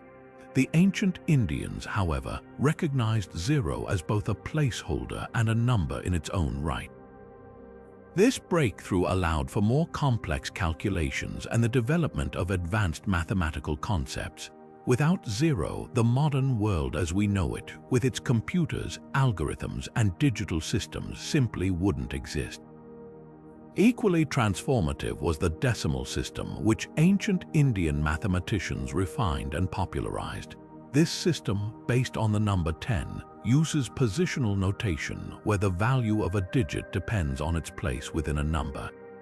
For example, in the number 500, the digit 5 represents 500 because of its position. This might seem obvious today, but at the time, it was a monumental leap forward. The decimal system made calculations far more efficient and accessible, paving the way for advancements in astronomy, architecture, and trade. One of the key figures in this mathematical revolution was the mathematician Aryabhatta, who lived in the 5th century. Aryabhatta's work, particularly his text the Aryabhatiya, introduced groundbreaking ideas about algebra, trigonometry, and the motion of celestial bodies. He also calculated the value of pi with remarkable accuracy, demonstrating the depth of ancient India's mathematical knowledge. Another notable figure was Brahmagupta, who further developed the rules for using zero and negative numbers, expanding the scope of mathematical possibilities. The influence of ancient Indian mathematics extended far beyond its borders. Through trade and cultural exchange, these ideas spread to the Islamic world and eventually to Europe, where they became integral to the scientific revolution. The decimal system, in particular, became the global standard for numerical notation, a testament to its practicality and elegance. As we reflect on the contributions of ancient Indian mathematicians, it's clear that their work was not just about numbers, it was about unlocking the potential of human thought. The concept of zero and the decimal system are more than mathematical tools. They are symbols of humanity's ability to imagine, innovate, and solve complex problems. And as we continue our exploration of ancient civilizations, we'll see how these mathematical breakthroughs influenced other fields and cultures, shaping the world in ways that still resonate today. Now, shifting our focus from the mathematical brilliance of ancient India, let's turn our attention to the engineering marvels of ancient Rome, particularly their vast and enduring road network. The Romans were master builders, and their roads were no exception. These roads were not just simple paths, they were sophisticated highways that connected the far reaches of the Roman Empire, enabling trade, communication, and military movement on an unprecedented scale. The Roman road network was a testament to their advanced engineering skills and organizational prowess. Stretching over 250,000 miles at its peak, this network linked cities, provinces, and even distant frontiers. The most famous of these roads, the Appian Way, was constructed in 312 of the Common Era and became a symbol of Roman ambition and efficiency. Built to last, these roads were constructed with multiple layers of materials, including gravel, sand, and large stone slabs, ensuring durability that allowed some of them to remain in use for centuries. One of the key features of Roman roads was their straightness. Unlike earlier roads that often followed natural contours, Roman engineers prioritized direct routes, even if it meant cutting through hills or building bridges over rivers. This straight-line design not only reduced travel time, but also made it easier for armies to move quickly across vast distances. The roads were also equipped with milestones, which marked distances and provided travelers with a sense of direction and progress. The impact of the Roman road network on trade and commerce was immense. Goods, ideas, and cultures flowed freely along these routes, connecting the empire's diverse regions. Merchants could transport goods from one end of the empire to the other with relative ease, fostering economic growth and cultural exchange. The roads also played a crucial role in the spread of Roman law, language, and customs, helping to unify the empire. Equally important was the role of these roads in military strategy. The Roman legions relied on the road network to move troops and supplies swiftly, allowing them to respond to threats or quell rebellions with remarkable speed. This logistical advantage was a key factor in Rome's ability to maintain control over its vast territories for centuries. As we consider the legacy of the Roman road network, it's clear that these ancient highways were more than just physical structures. They were lifelines that sustained the empire, enabling its growth, stability, and cultural integration. even today, remnants of Roman roads can be found across Europe, a lasting reminder of their ingenuity and vision. And as we continue our journey through the achievements of ancient civilizations, we'll see how these roads influenced the development of infrastructure and transportation in ways that still shape our world. Now, let's set sail into the world of ancient Egyptian shipbuilding, where innovation and craftsmanship met the challenges of navigating the Nile and beyond. The ancient Egyptians were not only skilled architects and engineers on land, but also masters of the waterways, creating vessels that were essential for trade, exploration, and warfare. Their ships were marvels of design, built to withstand the demands of both river and sea travel, and they played a crucial role in shaping Egypt's prosperity and influence. The Nile River was the lifeblood of ancient Egypt, and ships were the arteries that kept the civilization thriving. Egyptian shipbuilders developed advanced techniques to construct vessels that could navigate the Nile's currents, transport heavy cargo, and even venture into the Mediterranean Sea. One of their most impressive achievements was the use of wooden planks, which were carefully fitted together and sealed with pitch or resin to create watertight hulls. This method, known as shell-first construction, was revolutionary for its time and allowed ships to remain sturdy and durable. Egyptian ships were designed with versatility in mind. Some were built for trade, capable of carrying large quantities of goods such as grain, stone, and luxury items like gold and ivory.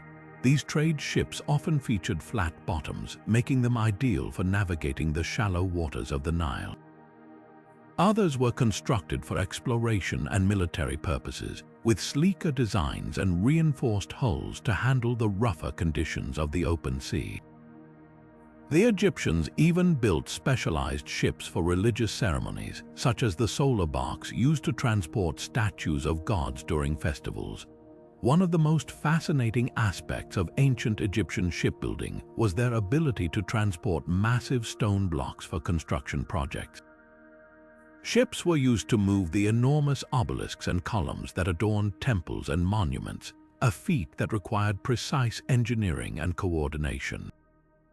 These vessels were equipped with ramps and pulleys to load and unload heavy materials, showcasing the Egyptians' ingenuity in solving complex logistical challenges. The Egyptians also demonstrated their naval prowess in warfare. Their warships, equipped with sails and oars, were designed for speed and maneuverability. These vessels often carried archers and soldiers, allowing them to engage in battles on the water. The famous Battle of the Delta, fought against the Sea Peoples around 1175 of the Common Era, highlighted the effectiveness of Egypt's naval forces in defending their territory. As we reflect on the legacy of ancient Egyptian shipbuilding, it's clear that their mastery of the waterways was a cornerstone of their civilization's success. Their ships not only facilitated trade and exploration, but also strengthened their military and cultural influence. The techniques they developed laid the foundation for future advancements in maritime technology, leaving a lasting impact on the world of shipbuilding. And as we continue our journey through the achievements of ancient civilizations, we'll see how their innovations on the water mirrored their brilliance on land. Now, let's shift our focus to a discovery that would forever change the course of history: the invention of gunpowder by ancient China. This groundbreaking creation not only revolutionized warfare, but also paved the way for advancements in technology and exploration, leaving an indelible mark on the world. The origins of gunpowder can be traced back to the Tang dynasty, around the 9th century of the Common Era, when Chinese alchemists were experimenting with mixtures of sulfur, charcoal, and saltpeter in their quest for an elixir of immortality. Instead of eternal life, they stumbled upon a volatile compound that would become one of the most influential inventions in human history. Initially, gunpowder was used for medicinal purposes and in fireworks, but its potential for military applications quickly became apparent. By the time of the Song dynasty, gunpowder had transformed the battlefield. the Chinese developed early forms of firearms such as fire lances, tubes filled with gunpowder that could shoot flames and projectiles at enemies. These primitive weapons evolved into more sophisticated devices, including cannons and rockets, which gave Chinese armies a significant advantage in combat. The use of gunpowder in warfare spread rapidly, reshaping military strategies and fortifications across the globe. But the impact of gunpowder extended far beyond the battlefield. Its invention spurred advancements in metallurgy and engineering, as craftsmen worked to create stronger and more durable weapons. The knowledge of gunpowder production also influenced the development of mining and construction techniques, as the need for saltpeter and other ingredients drove innovation in resource extraction. Gunpowder also played a crucial role in exploration and trade. The use of cannons on ships allowed navies to protect their vessels and expand their reach, enabling the exploration of new territories and the establishment of trade routes. This technological edge helped empires rise and fall, as control over gunpowder production became a key factor in global power dynamics. The legacy of ancient Chinese gunpowder is a testament to the ingenuity and foresight of its creators. What began as an accidental discovery in a quest for immortality became a force that shaped the modern world. From the thunderous roar of cannons to the dazzling displays of fireworks, gunpowder remains a symbol of human innovation and the enduring impact of ancient civilizations. As we continue our exploration of advanced knowledge from the past, we'll see how this invention set the stage for even greater achievements in science and technology. Now, let's turn our attention to a tradition that has captivated the world for centuries: the ancient Greek Olympic Games. These games were far more than just a sporting event. They were a celebration of human potential, a unifying force for Greek city-states, and a testament to the cultural and athletic achievements of ancient Greece. The origins of the Olympic Games date back to around 776 years before the Common Era, in the sacred valley of Olympia. According to legend, the games were established by the hero Heracles, who sought to honor his father, Zeus, the king of the gods. The first recorded games featured a single event, a foot race known as the Stadion, but over time, the competition expanded to include a variety of athletic contests, from wrestling and boxing to chariot racing and the pentathlon. What set the Olympics apart was their deep connection to religion and culture. The Games were held every 4 years as part of a festival dedicated to Zeus, drawing athletes and spectators from across the Greek world. During the Games, a sacred truce known as the Antikythera was declared to ensure safe passage for participants and attendees, even in times of war. This truce underscored the unifying power of the Olympics, as rival city-states set aside their conflicts to celebrate shared values of excellence, honor, and respect. The athletes who competed in the Olympics were not just skilled competitors, they were symbols of human achievement. Training for the Games was rigorous, often beginning in childhood, and victors were celebrated as heroes. Winners received an olive wreath, a simple yet profound symbol of victory, and their triumphs were immortalized in poetry and statues. These athletes became legends, their names echoing through history as examples of dedication and perseverance. The cultural significance of the Olympics extended beyond the Games themselves. They were a platform for artistic expression, with poets, musicians, and philosophers gathering to share their work and ideas. The Games also reinforced the ideals of Greek society, emphasizing physical fitness, mental discipline, and the pursuit of excellence. For the ancient Greeks, the Olympics were not just a competition, they were a reflection of their values and aspirations. The legacy of the ancient Greek Olympic Games endures to this day. While the modern Olympics have evolved to include a wider range of sports and participants from around the globe, the spirit of the ancient Games remains alive. They remind us of the power of sport to bring people together, to inspire greatness, and to celebrate the best of what humanity can achieve. As we continue our journey through the advanced knowledge of ancient civilizations, the Olympic Games stand as a shining example of how the past continues to shape our present and future. Shifting our focus to the realm of ancient healing, we now explore the profound wisdom of Ayurveda, one of the world's oldest holistic medical systems.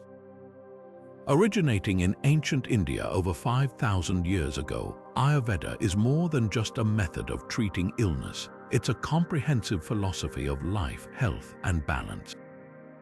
Rooted in the belief that the mind, body, and spirit are interconnected, Ayurveda offers timeless insights into achieving harmony and well-being. At the heart of Ayurveda are its foundational principles, which revolve around the concept of the three doshas, Vata, Pitta, and Kapha. These doshas represent the fundamental energies that govern all physical and mental processes. Vata, associated with air and space, controls movement and communication. Pitta, linked to fire and water, governs digestion and metabolism.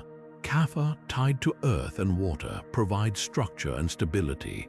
According to Ayurveda, health is achieved when these doshas are in balance, while imbalance leads to disease. This understanding of the body's inner workings reflects an advanced knowledge of human physiology that was far ahead of its time. Ayurvedic treatments are as diverse as the conditions they address, ranging from herbal remedies and dietary adjustments to yoga, meditation, and detoxification practices. One of the most fascinating aspects of Ayurveda is its personalized approach to healing. Practitioners assess an individual's unique constitution, or prakriti, and tailor treatments to restore balance. For example, someone with a dominant Pitta dosha might be advised to avoid spicy foods and engage in cooling activities, while a Vata-dominant person might benefit from warm, grounding foods and routines. This individualized care highlights the sophistication of Ayurvedic medicine, which recognized the importance of treating the person, not just the disease. The enduring influence of Ayurveda is evident in its continued practice and global recognition today. Many of its principles, such as the importance of diet, lifestyle, and mental well-being, have found their way into modern holistic health practices. Ayurvedic herbs like turmeric, ashwagandha, and neem are now widely studied for their medicinal properties, and practices like yoga and meditation have become mainstream tools for stress reduction and self-care. This ancient system's ability to adapt and remain relevant speaks to its deep understanding of human health and its universal appeal. As we reflect on the legacy of Ayurveda, it's clear that this ancient Indian medical system was not just about curing ailments. It was about fostering a way of life that promoted harmony, longevity, and vitality. Its principles remind us that true health is a balance of the physical, mental, and spiritual, a lesson that continues to resonate in our modern world. With this in mind, let's now turn to another remarkable example of ancient ingenuity, where we'll uncover the foundations of another enduring system that shaped history. Now, let's journey to the heart of ancient Rome, where we uncover the origins of one of the most influential legal systems in history. The Roman legal system was not just a set of rules, it was a sophisticated framework that laid the groundwork for modern law as we know it. At its core, Roman law was built on principles of justice, fairness, and the idea that laws should apply equally to all citizens. This revolutionary concept was a stark departure from earlier systems, where laws often favored the powerful or privileged. One of the key innovations of Roman law was its codification. Unlike earlier legal systems, which relied heavily on oral traditions or arbitrary rulings, the Romans created written laws that were accessible to the public. The 12 Tables, established around 450 B.C., marked the first major step in this direction.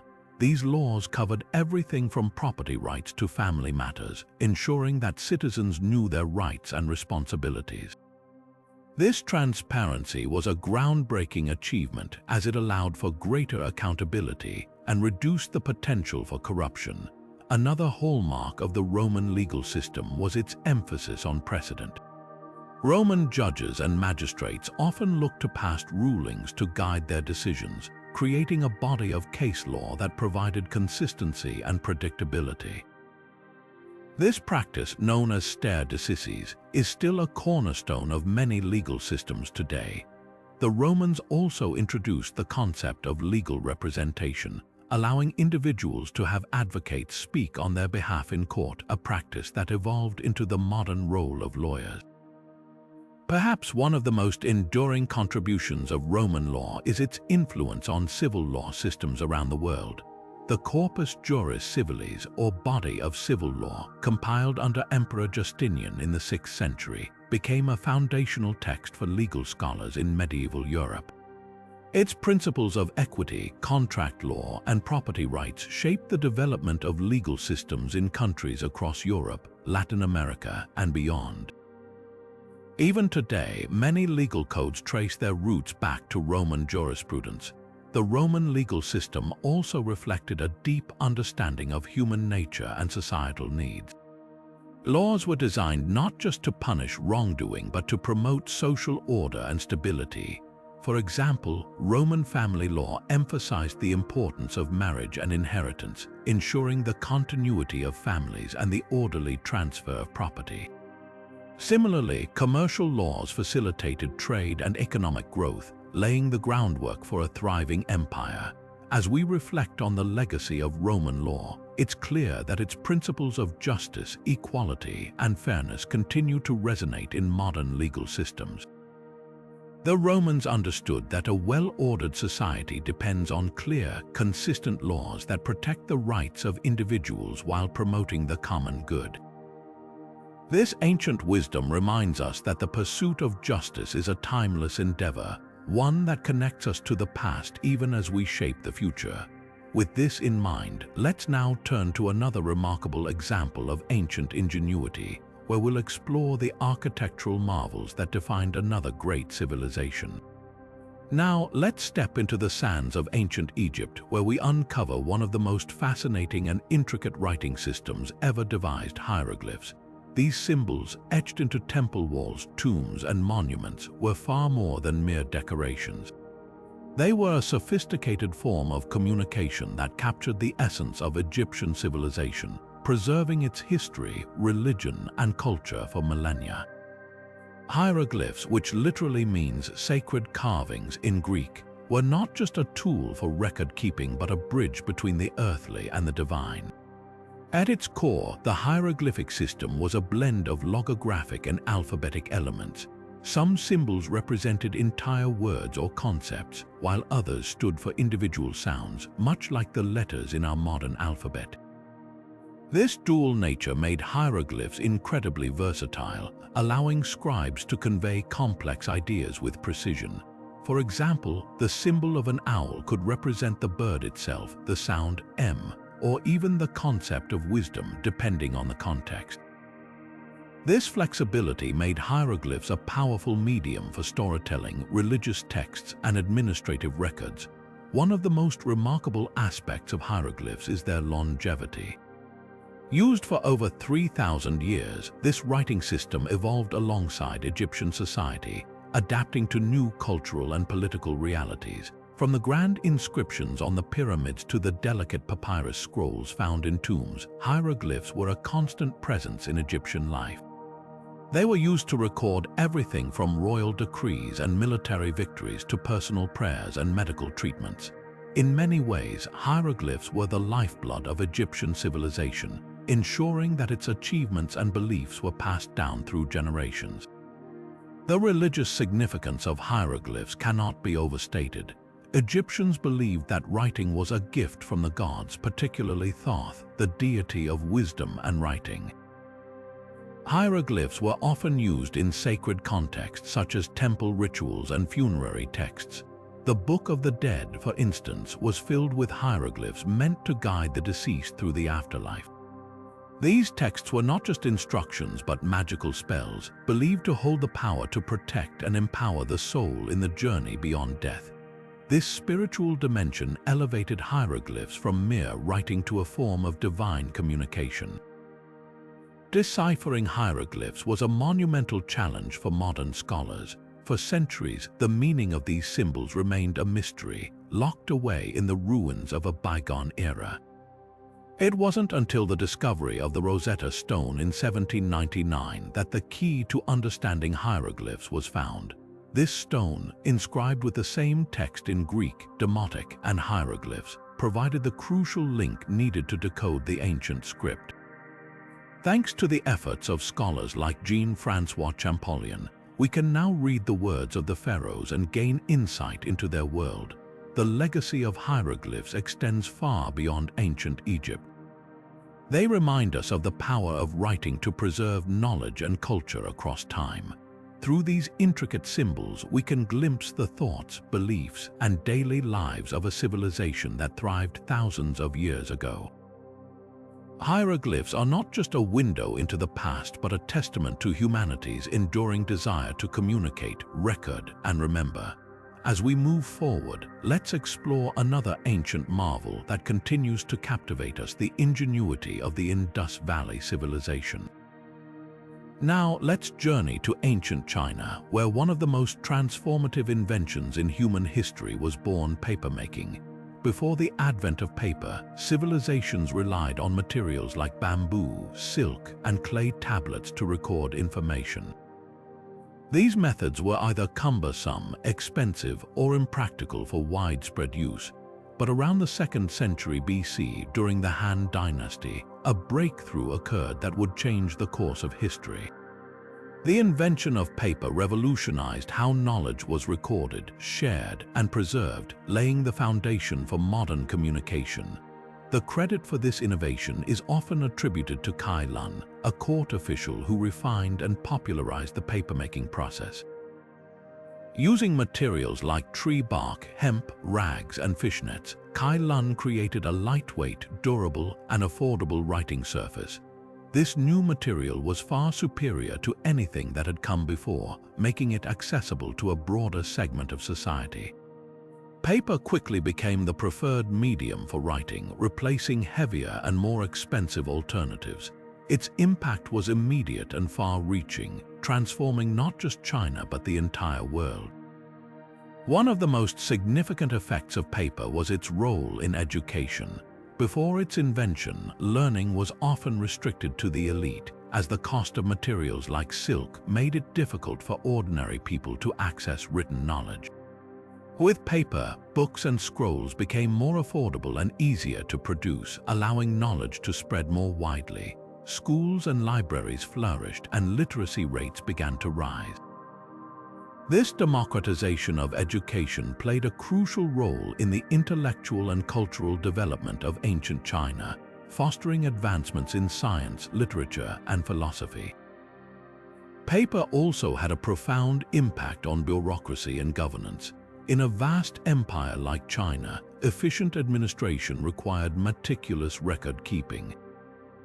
Paper made it possible to produce detailed documents, maps, and reports, enabling officials to manage resources, collect taxes, and enforce laws more effectively. The standardization of written records helped unify the empire, ensuring that information could be communicated clearly and consistently across vast distances. This administrative efficiency was a key factor in the stability and longevity of Chinese dynasties. Beyond its practical uses, paper also became a medium for artistic expression. Calligraphy and painting flourished as artists embraced the versatility of paper to create intricate works of art. The invention of paper not only preserved China's cultural heritage, but also inspired new forms of creativity. From poetry to landscape paintings, paper became a canvas for the imagination, capturing the beauty and complexity of Chinese culture. The influence of papermaking extended far beyond China's borders.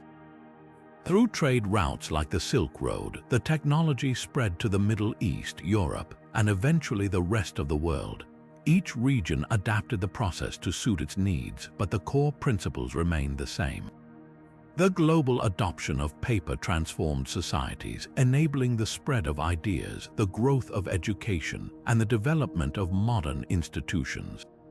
It's no exaggeration to say that paper laid the groundwork for the information age we live in today. As we reflect on the invention of paper, we're reminded of its enduring legacy. This simple yet revolutionary material has shaped the way we communicate, learn, and govern for over 2,000 years. It's a testament to human ingenuity and the power of innovation to transform the world. Now, let's turn our attention to another ancient marvel, the ingenuity of the Indus Valley civilization and its remarkable urban planning. Shifting our focus to the world of ancient Greece, we uncover another fascinating example of advanced knowledge, the use of masks in Greek theater. These masks were far more than mere props. They were essential tools that transformed performances, allowing actors to embody multiple characters and convey a wide range of emotions to the audience. In a time before microphones or elaborate stage lighting, these masks played a crucial role in bringing stories to life. The design of Greek theater masks was both practical and symbolic. Made from lightweight materials like linen, cork, or wood, they were crafted to be comfortable for actors to wear during long performances. Each mask featured exaggerated facial expressions, ensuring that even audience members seated far from the stage could clearly see the emotions being portrayed. Whether it was the sorrow of a tragic hero or the joy of a comedic figure, these masks amplified the emotional impact of the performance. One of the most remarkable aspects of these masks was their ability to allow a single actor to play multiple roles. In ancient Greek theater, it was common for only a few actors to perform in a play, with each actor taking on several characters. By simply changing masks, an actor could switch from a king to a servant, or from a god to a mortal, seamlessly transitioning between roles. This versatility not only showcased the skill of the actors, but also highlighted the ingenuity of the mask makers who designed them. The masks also served a deeper cultural purpose. In Greek society, theater was more than entertainment. It was a way to explore moral, philosophical, and social issues. The exaggerated expressions of the masks helped emphasize the themes of the plays, making them more relatable and impactful for the audience. Tragic masks, with their solemn and sorrowful features, evoked empathy and reflection, while comic masks, with their exaggerated smiles and wide eyes, brought laughter and levity. This duality allowed Greek theater to address both the light and dark aspects of human experience.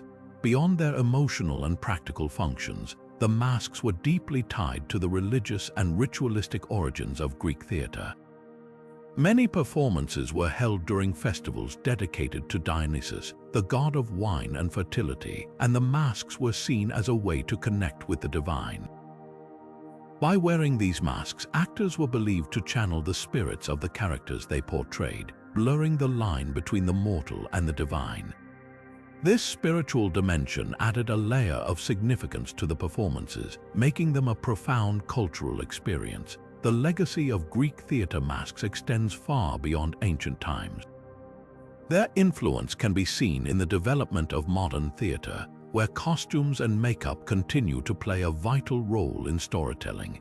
The principles of expression and transformation that guided the creation of these masks remain relevant today, reminding us of the timeless power of art to communicate and connect.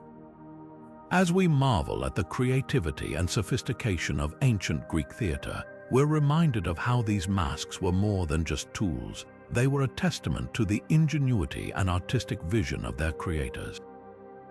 Now, let's turn our attention to another ancient civilization that left an indelible mark on history, the advanced astronomical knowledge of ancient India. Now, let's journey to ancient India, where the skies were not just a canvas of stars, but a source of profound knowledge and discovery. The ancient Indians possessed an extraordinary understanding of astronomy, one that allowed them to predict celestial events with remarkable accuracy and develop systems that influenced science for centuries to come.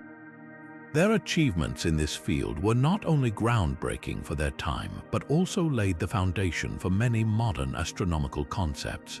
One of the most impressive aspects of ancient Indian astronomy was their ability to calculate planetary movements. Long before the invention of telescopes, Indian astronomers meticulously observed the night sky, recording the positions and motions of planets like Mars, Jupiter, and Saturn. They developed complex mathematical models to predict these movements, often with astonishing precision. For instance, the Surya Siddhanta, an ancient text dating back to the 4th or 5th century, contains detailed calculations of planetary orbits that remain remarkably accurate even by today's standards. This text also introduced the concept of a heliocentric model, suggesting that the Earth and other planets revolve around the Sun, a revolutionary idea that predated similar theories in the Western world by centuries. Eclipses, both solar and lunar, were another area where ancient Indian astronomers excelled. They understood the mechanics behind these celestial events, recognizing that eclipses occur when the Earth, Moon, and Sun align in specific ways. Using their knowledge of geometry and trigonometry, they could predict the timing and duration of eclipses with impressive accuracy. These predictions were not just scientific achievements, but also held cultural and religious significance, as eclipses were often seen as omens or moments of spiritual importance. The ability to forecast such events demonstrated the deep connection between ancient Indian astronomy and the broader societal and spiritual life of the time. Another fascinating contribution of ancient Indian astronomy was the development of the concept of time. Indian astronomers divided time into precise units, from the smallest fraction of a second to vast cosmic cycles spanning millions of years. They created intricate calendars that accounted for the movements of celestial bodies, ensuring that festivals, agricultural activities, and religious ceremonies were aligned with the rhythms of the universe. This sophisticated understanding of timekeeping reflects their holistic approach to astronomy, where science and spirituality were deeply intertwined. The legacy of ancient Indian astronomy extends far beyond its time. Many of their discoveries and methods were later adopted and refined by other civilizations, including the Greeks and the Arabs. Their work influenced the development of modern astronomy, and their texts continue to be studied for their insights into the cosmos. The ancient Indians remind us that the pursuit of knowledge is timeless, and their contributions to astronomy stand as a testament to the power of human curiosity and ingenuity. As we reflect on the brilliance of ancient Indian astronomy, we're reminded of how their understanding of the stars shaped not only their world but also ours. Next, we'll explore another marvel of ancient engineering, the Roman aqueducts, which brought water to cities with unparalleled precision and innovation. Now, let's turn our attention to one of the most iconic feats of Roman engineering, the Aqua Pier, the very first of Rome's aqueducts. Built in 312 BC, the Aqua Pier was a groundbreaking achievement that set the standard for water transportation in the ancient world. Stretching over 16 kilometers, this aqueduct brought fresh water from the Alban Hills directly into the heart of Rome, transforming the city's access to clean water and laying the foundation for future engineering marvels. What made the Aqua Pier so remarkable was its innovative design. The Romans used gravity to their advantage, carefully calculating the slope of the aqueduct to ensure a steady flow of water. This required precise surveying and an understanding of topography that was far ahead of its time. The aqueduct was constructed using a combination of underground tunnels and above-ground arches, a design that minimized water loss and maximized efficiency. The use of arches, in particular, was a stroke of genius, allowing the structure to span valleys and uneven terrain without compromising its integrity. But the Aqua Pier was just the beginning. Over the centuries, Rome built a network of aqueducts that supplied the city with millions of liters of water daily.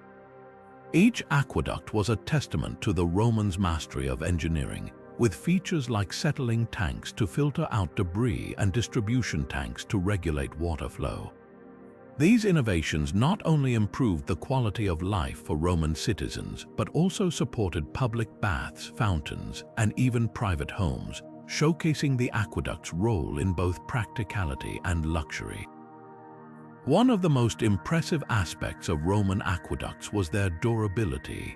Many of these structures, including sections of the Aqua Pier, still stand today, a testament to the quality of Roman construction. The use of concrete, a material the Romans perfected, played a key role in their longevity.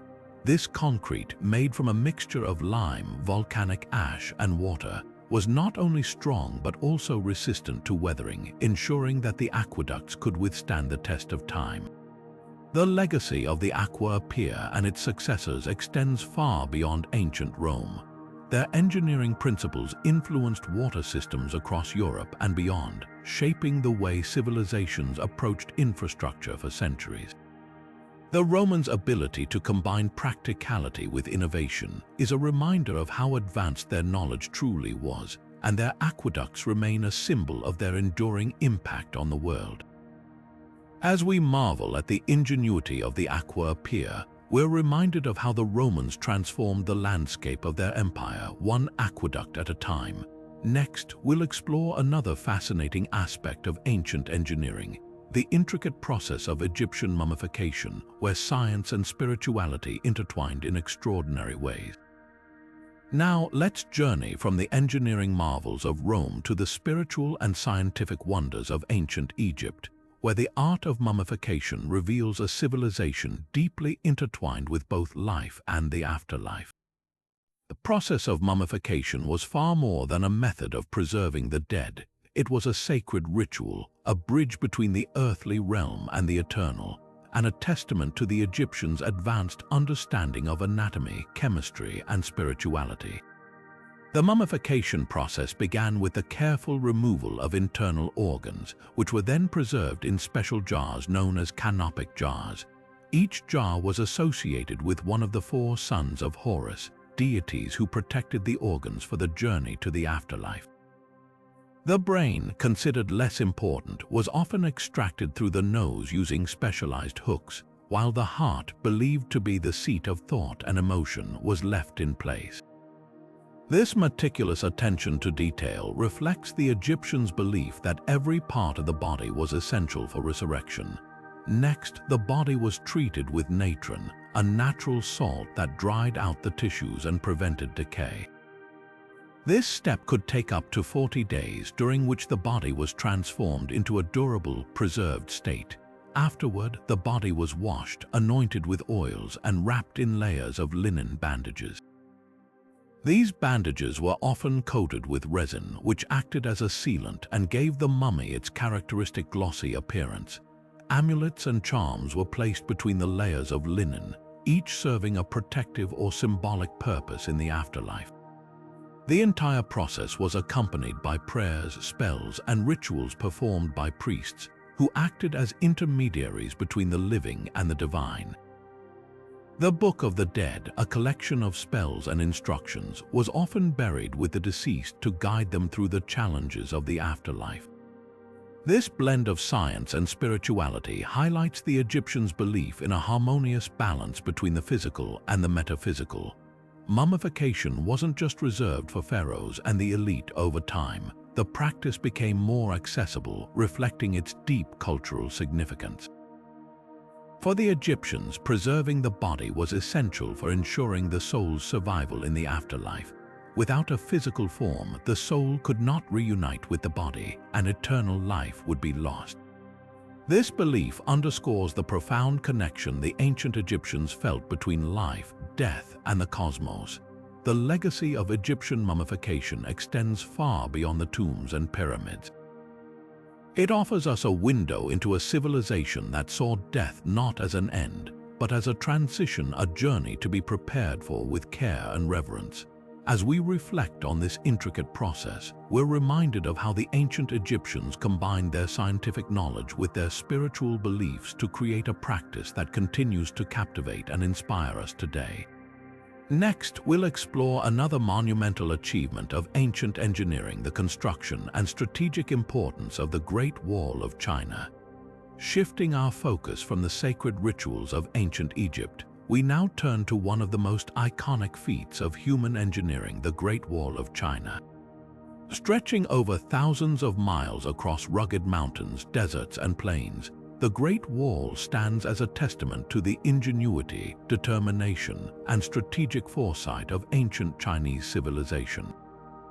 But what makes this monumental structure so remarkable isn't just its sheer size. It's the incredible engineering challenges overcome to build it and the profound role it played in shaping China's history.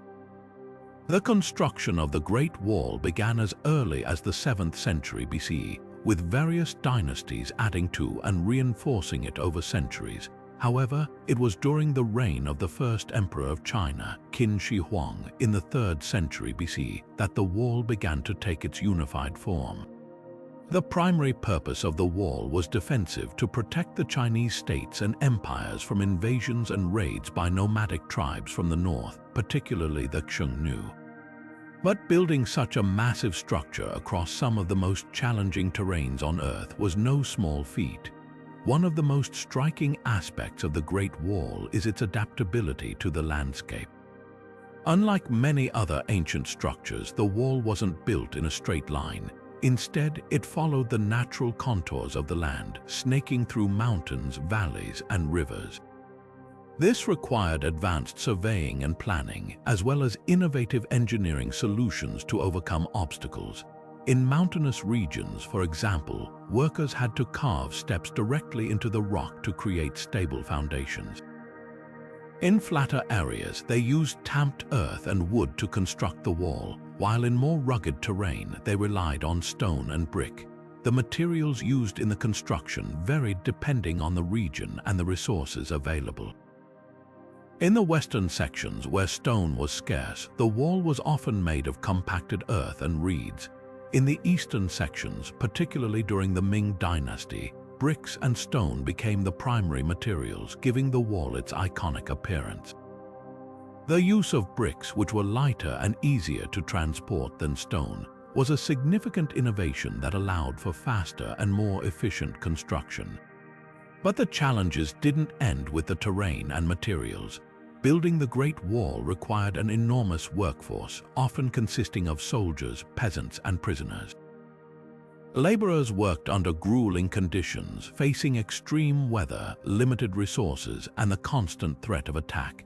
Despite these hardships, the wall continued to grow, with watchtowers, barracks, and signal stations added to enhance its defensive capabilities. These towers not only served as lookout points but also as communication hubs, where smoke signals and beacon fires could relay messages across vast distances in a matter of minutes. The strategic importance of the Great Wall cannot be overstated. It wasn't just a physical barrier, it was a symbol of China's strength and unity. By controlling key mountain passes and trade routes, the wall helped regulate commerce and movement, while also serving as a psychological deterrent to potential invaders. Over time, it became a cultural icon, representing the resilience and ambition of the Chinese people. Yet the Great Wall was not without its limitations. Despite its size and complexity, it wasn't impenetrable. History records several instances where invaders breached the wall, proving that no structure, no matter how grand, could entirely eliminate the threat of conflict. Nevertheless, the wall's enduring legacy lies in its ability to inspire awe and admiration, both for its engineering brilliance and its role in shaping the course of Chinese history. As we marvel at the Great Wall today, we're reminded of the incredible effort and innovation that went into its creation. It stands not only as a monument to ancient engineering, but also as a powerful symbol of human perseverance. Next, we'll delve into the philosophical contributions of ancient Greece, exploring how thinkers like Plato and Socrates shaped the foundations of Western thought. Turning now from the monumental achievements of ancient China, we journey to the intellectual heart of ancient Greece, where the foundations of Western philosophy were laid by two of its most influential thinkers, Socrates and Plato. These philosophers didn't just ponder abstract ideas, they shaped the way we think about ethics, politics, and the very nature of reality itself. Their ideas continue to resonate today, influencing everything from modern governance to personal morality. Socrates, often regarded as the father of Western philosophy, didn't leave behind any written works of his own. Instead, his teachings were preserved by his students, most notably Plato. What set Socrates apart was his method of questioning, now known as the Socratic method. Rather than providing answers, Socrates would ask probing questions to challenge assumptions and encourage critical thinking. This approach wasn't just about finding solutions, it was about uncovering deeper truths and fostering self-awareness. His famous declaration, "The unexamined life is not worth living," captures the essence of his philosophy. A life of reflection and inquiry is essential to living well. Plato, Socrates' most famous student, took these ideas and expanded them into a comprehensive system of thought. Through his dialogues, Plato explored a wide range of topics, from justice and virtue to the nature of knowledge and reality. One of his most enduring contributions is the theory of forms, which suggests that the world we perceive with our senses is merely a shadow of a higher, unchanging reality. For example, when we see a beautiful object, it's only a reflection of the true form of beauty, which exists in a perfect, eternal realm. This idea not only shaped metaphysics but also influenced art, science, and religion for centuries.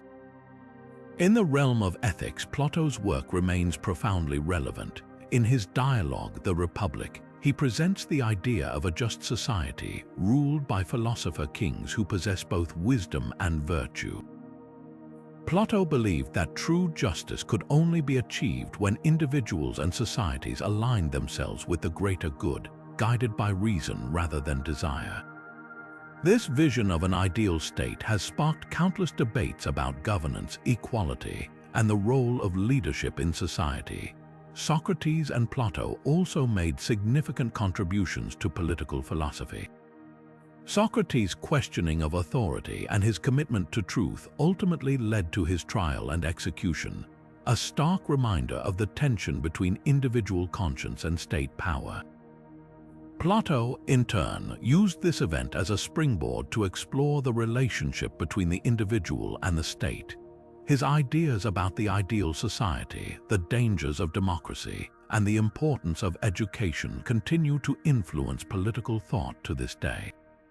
But perhaps their most lasting legacy lies in their emphasis on the pursuit of wisdom. Both Socrates and Plato believed that true knowledge comes from questioning, dialogue, and reflection. They challenged people to think critically about their beliefs, to seek truth over comfort, and to strive for a deeper understanding of the world and themselves. In a world that often prioritizes quick answers and superficial solutions, their call to intellectual and moral rigor remains as vital as ever. As we reflect on the contributions of Socrates and Plato, we're reminded that philosophy isn't just an academic exercise. It's a way of engaging with the world and our place within it. Their ideas continue to inspire us to ask big questions, challenge assumptions, and seek a life of meaning and purpose. Next, we'll explore the architectural marvels of ancient India, where towering temples and intricate designs reveal yet another facet of humanity's enduring creativity. Shifting our focus to the architectural wonders of ancient India, we uncover a legacy of craftsmanship and innovation that continues to awe the world. Among the most remarkable examples is the Kailasa Temple, a monolithic structure carved entirely from a single rock. This architectural marvel, located in the Ellora caves of Maharashtra, stands as a testament to the ingenuity and skill of ancient Indian builders. Imagine the sheer effort required to chisel an entire temple, complete with intricate carvings and towering spires, out of solid rock without the use of modern tools or machinery. The Kailasa Temple is not just a building, it's a masterpiece of human determination and creativity. The temple's design reflects the deep spiritual and cultural values of its time. Dedicated to Lord Shiva, it embodies the sacred Mount Kailash, believed to be the abode of the deity. Every inch of the temple is adorned with detailed sculptures depicting scenes from Hindu mythology, from epic battles to divine dances. These carvings are more than just decorative, they serve as a visual narrative, conveying stories and teachings to those who visit. The precision and artistry involved in creating such intricate details highlight the advanced knowledge of ancient Indian artisans who combined engineering prowess with artistic vision. But the Kailasa temple is just one example of the architectural brilliance of ancient India. Across the subcontinent, temples like the Brihadiswara temple in Tamil Nadu and the Sun temple at Konark showcase similar feats of engineering and design. These structures were built using advanced techniques, such as interlocking stones that required no mortar and precise alignments that took into account astronomical events. The Brihadiswara temple, for instance, features a towering vimana or shrine that casts no shadow at noon, a deliberate design choice that demonstrates the builder's understanding of geometry and solar patterns. Beyond their technical achievements, these temples played a central role in the cultural and spiritual life of ancient India. They were not just places of worship, but also centers of learning, art, and community gatherings. The architecture itself was designed to inspire awe and reverence, with towering gateways, expansive courtyards, and sacred spaces that encouraged reflection and connection with the divine. The temples also served as a reflection of the society's values, emphasizing harmony, balance, and the pursuit of spiritual enlightenment. The legacy of ancient Indian architecture extends far beyond its physical structures. It represents a fusion of art, science, and spirituality, showcasing a civilization that valued both the practical and the profound. The techniques and principles developed by these ancient builders continue to influence modern architecture, reminding us of the timeless nature of their innovations. As we marvel at the Kailasa temple and its counterparts, we're reminded of the enduring power of human creativity and the ways in which ancient civilizations continue to shape our world. Next, we'll delve into the strategic brilliance of the Roman military, exploring how their innovative tactics and organization enabled one of history's greatest empires to expand and thrive. Turning our attention to the battlefield, we now explore the strategic genius of the ancient Roman military, a force that reshaped the ancient world through its innovative tactics and unparalleled organization. The Roman legions were not just soldiers, they were a well-oiled machine designed for efficiency, adaptability, and dominance. At the heart of their success was a combination of disciplined training, advanced engineering, and tactical brilliance that allowed them to conquer vast territories and maintain control over an empire that spanned continents. One of the key innovations of the Roman military was its organizational structure. The legion, the backbone of the Roman army, was divided into smaller units called cohorts, each consisting of around 500 soldiers. This modular system allowed for greater flexibility on the battlefield, enabling commanders to deploy troops strategically based on the demands of the situation. Each legionary was trained to fight not just as an individual but as part of a cohesive unit, emphasizing teamwork and coordination. This emphasis on discipline and unity gave the Romans a significant advantage over less organized adversaries. Another hallmark of Roman military strategy was their ability to adapt and innovate.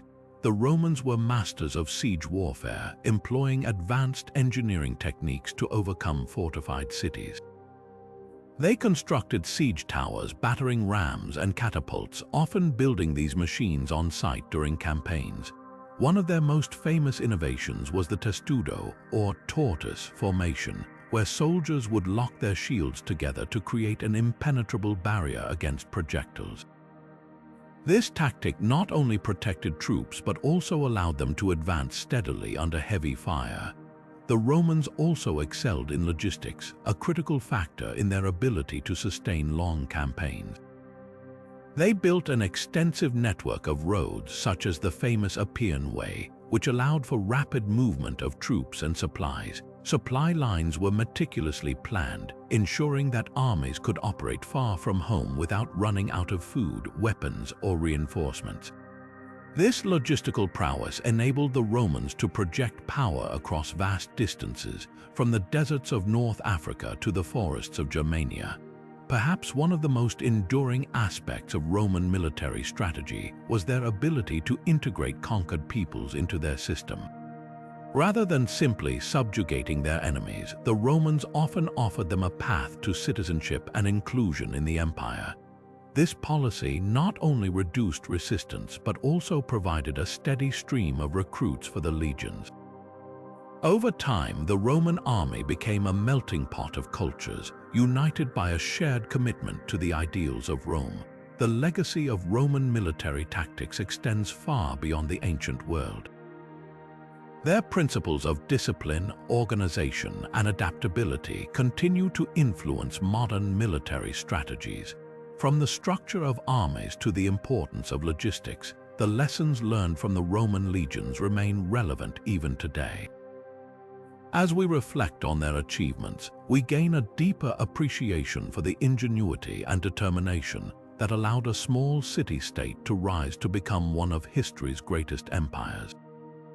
Next, we'll uncover the mathematical brilliance of ancient Egypt, exploring how their understanding of numbers and geometry shaped their monumental architecture and daily life.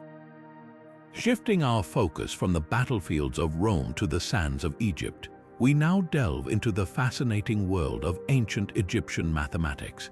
This civilization, renowned for its monumental architecture and intricate hieroglyphs, also possessed a profound understanding of numbers and geometry that shaped their society in remarkable ways.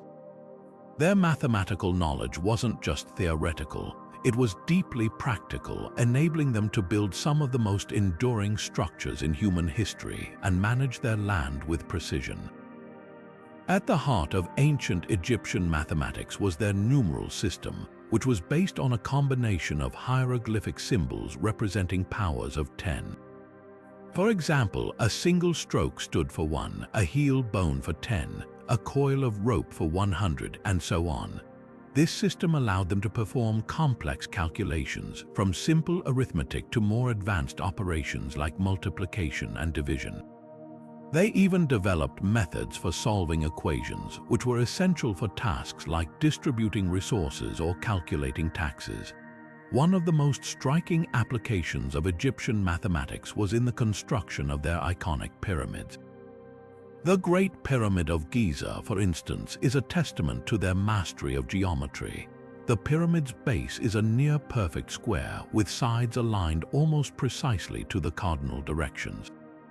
Achieving this level of accuracy required not only precise measurements but also an understanding of angles and proportions.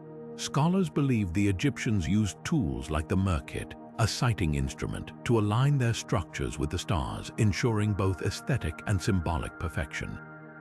Geometry also played a crucial role in land measurement, a necessity in a society dependent on agriculture.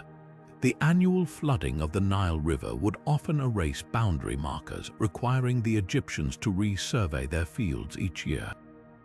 They developed a system known as rope stretching, where surveyors used knotted ropes to measure distances and calculate areas. This practice laid the groundwork for what we now know as geometry, with the Egyptians even using it to calculate the volume of granaries and other storage spaces. Interestingly, the Rhind mathematical papyrus, one of the most famous surviving documents from ancient Egypt, provides a glimpse into their mathematical thinking. This scroll, dating back to around 1550 B.C., contains a collection of problems and solutions covering topics like fractions, algebra, and geometry. It reveals that the Egyptians had a practical approach to mathematics, often using it to solve everyday problems, from dividing loaves of bread among workers to calculating the slope of a pyramid's sides. The legacy of ancient Egyptian mathematics extends far beyond their time. Their innovations influenced later civilizations, including the Greeks, who built upon their knowledge to develop even more advanced mathematical theories. Today, we can still see echoes of their work in modern engineering, architecture, and even computer science.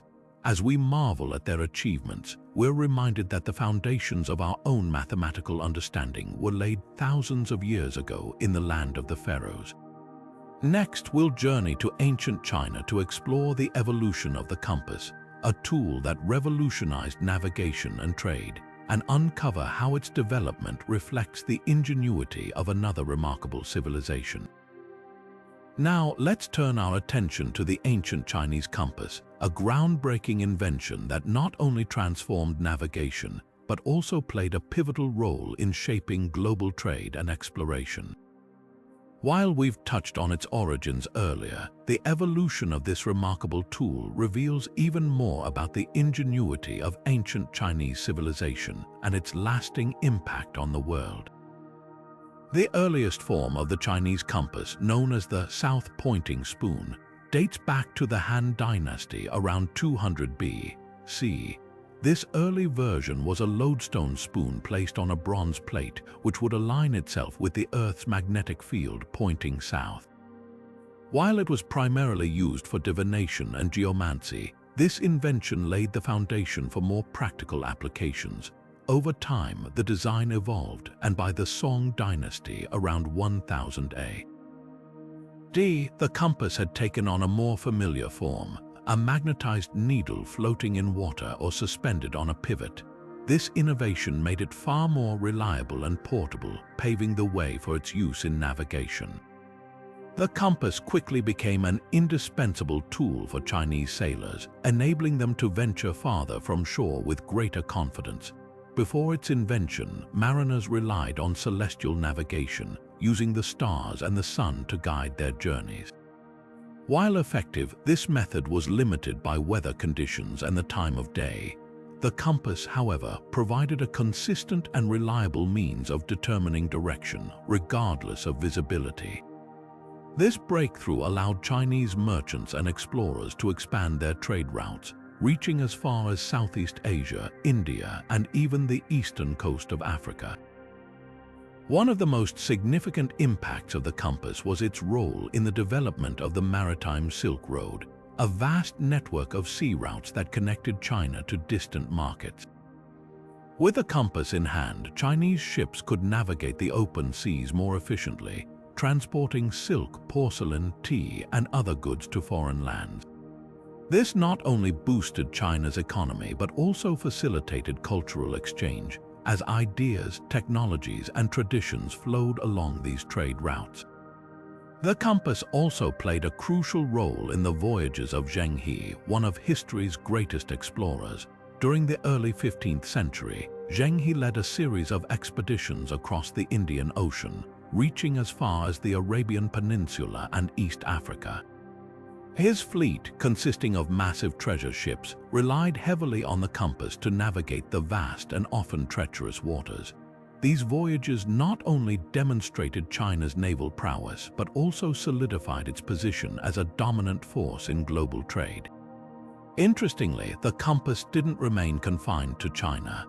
Through trade and cultural exchange, knowledge of this revolutionary tool spread westward, reaching the Islamic world and eventually Europe.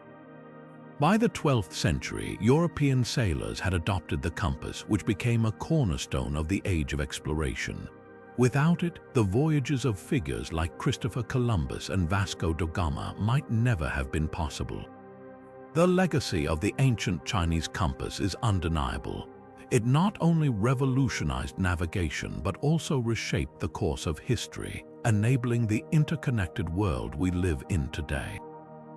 As we reflect on its evolution, we're reminded of how a simple yet ingenious invention can have far-reaching consequences, bridging continents and cultures in ways its creators could scarcely have imagined. Next, we'll explore the contributions of ancient Greek astronomers, whose understanding of celestial movements laid the groundwork for modern astronomy and our understanding of the cosmos. Now, shifting our gaze to the stars, we delve into the remarkable achievements of ancient Greek astronomy, a field where observation and intellect converged to unlock the mysteries of the cosmos. The Greeks were among the first to approach the heavens with a scientific mindset, blending mathematics, philosophy, and meticulous observation to develop theories that would shape our understanding of the universe for centuries.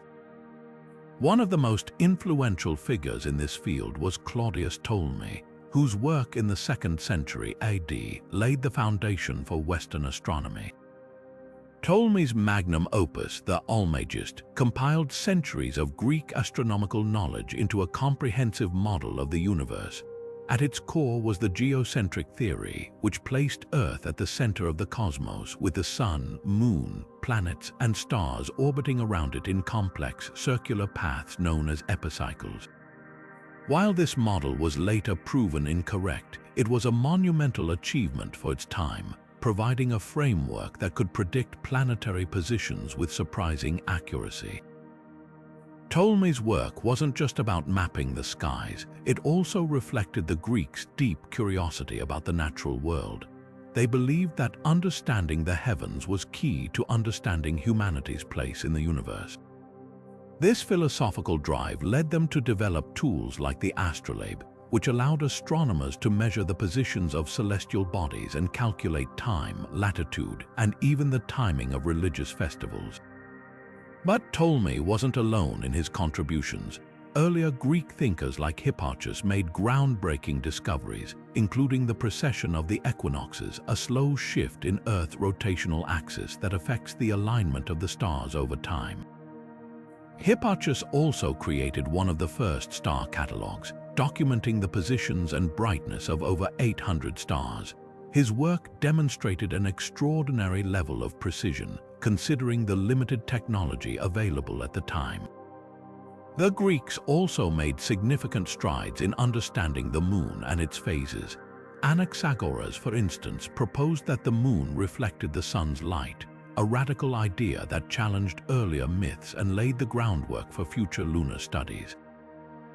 Meanwhile, Aristarchus of Samos went even further, suggesting a heliocentric model of the solar system, placing the sun at the center centuries before Copernicus.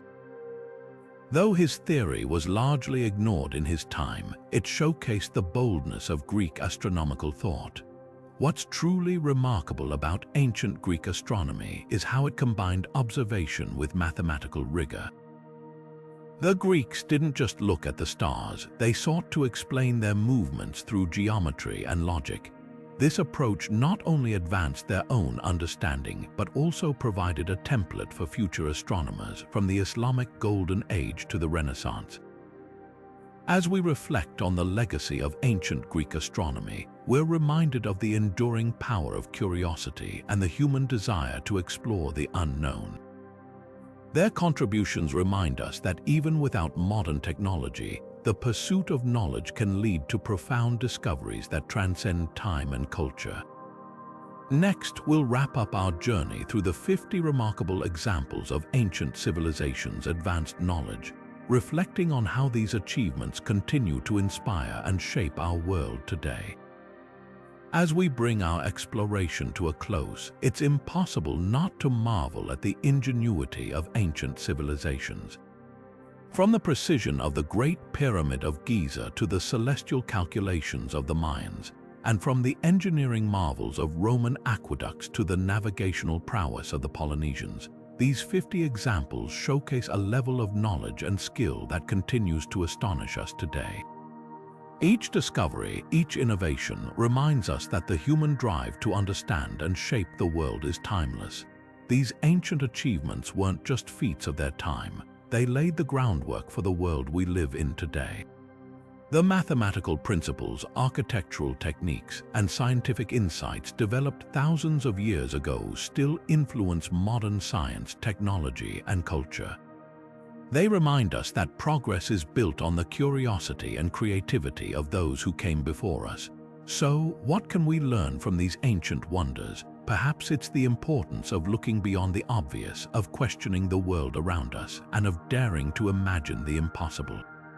These civilizations didn't have the tools we have today, yet they achieved what seemed unthinkable. Their legacy challenges us to push boundaries, to innovate, and to dream bigger. As we reflect on these 50 remarkable examples, we invite you to share your thoughts. Which of these ancient achievements fascinates you the most? How do you think their knowledge continues to shape our world? Let us know in the comments below. We'd love to hear your perspective. And if you enjoyed this journey through history, don't forget to like, subscribe, and hit the notification bell so you never miss an exploration into the mysteries of our past. Thank you for joining us on this incredible journey through the advanced knowledge of ancient civilizations. Until next time, keep exploring, keep questioning, and keep marveling at the wonders of human ingenuity.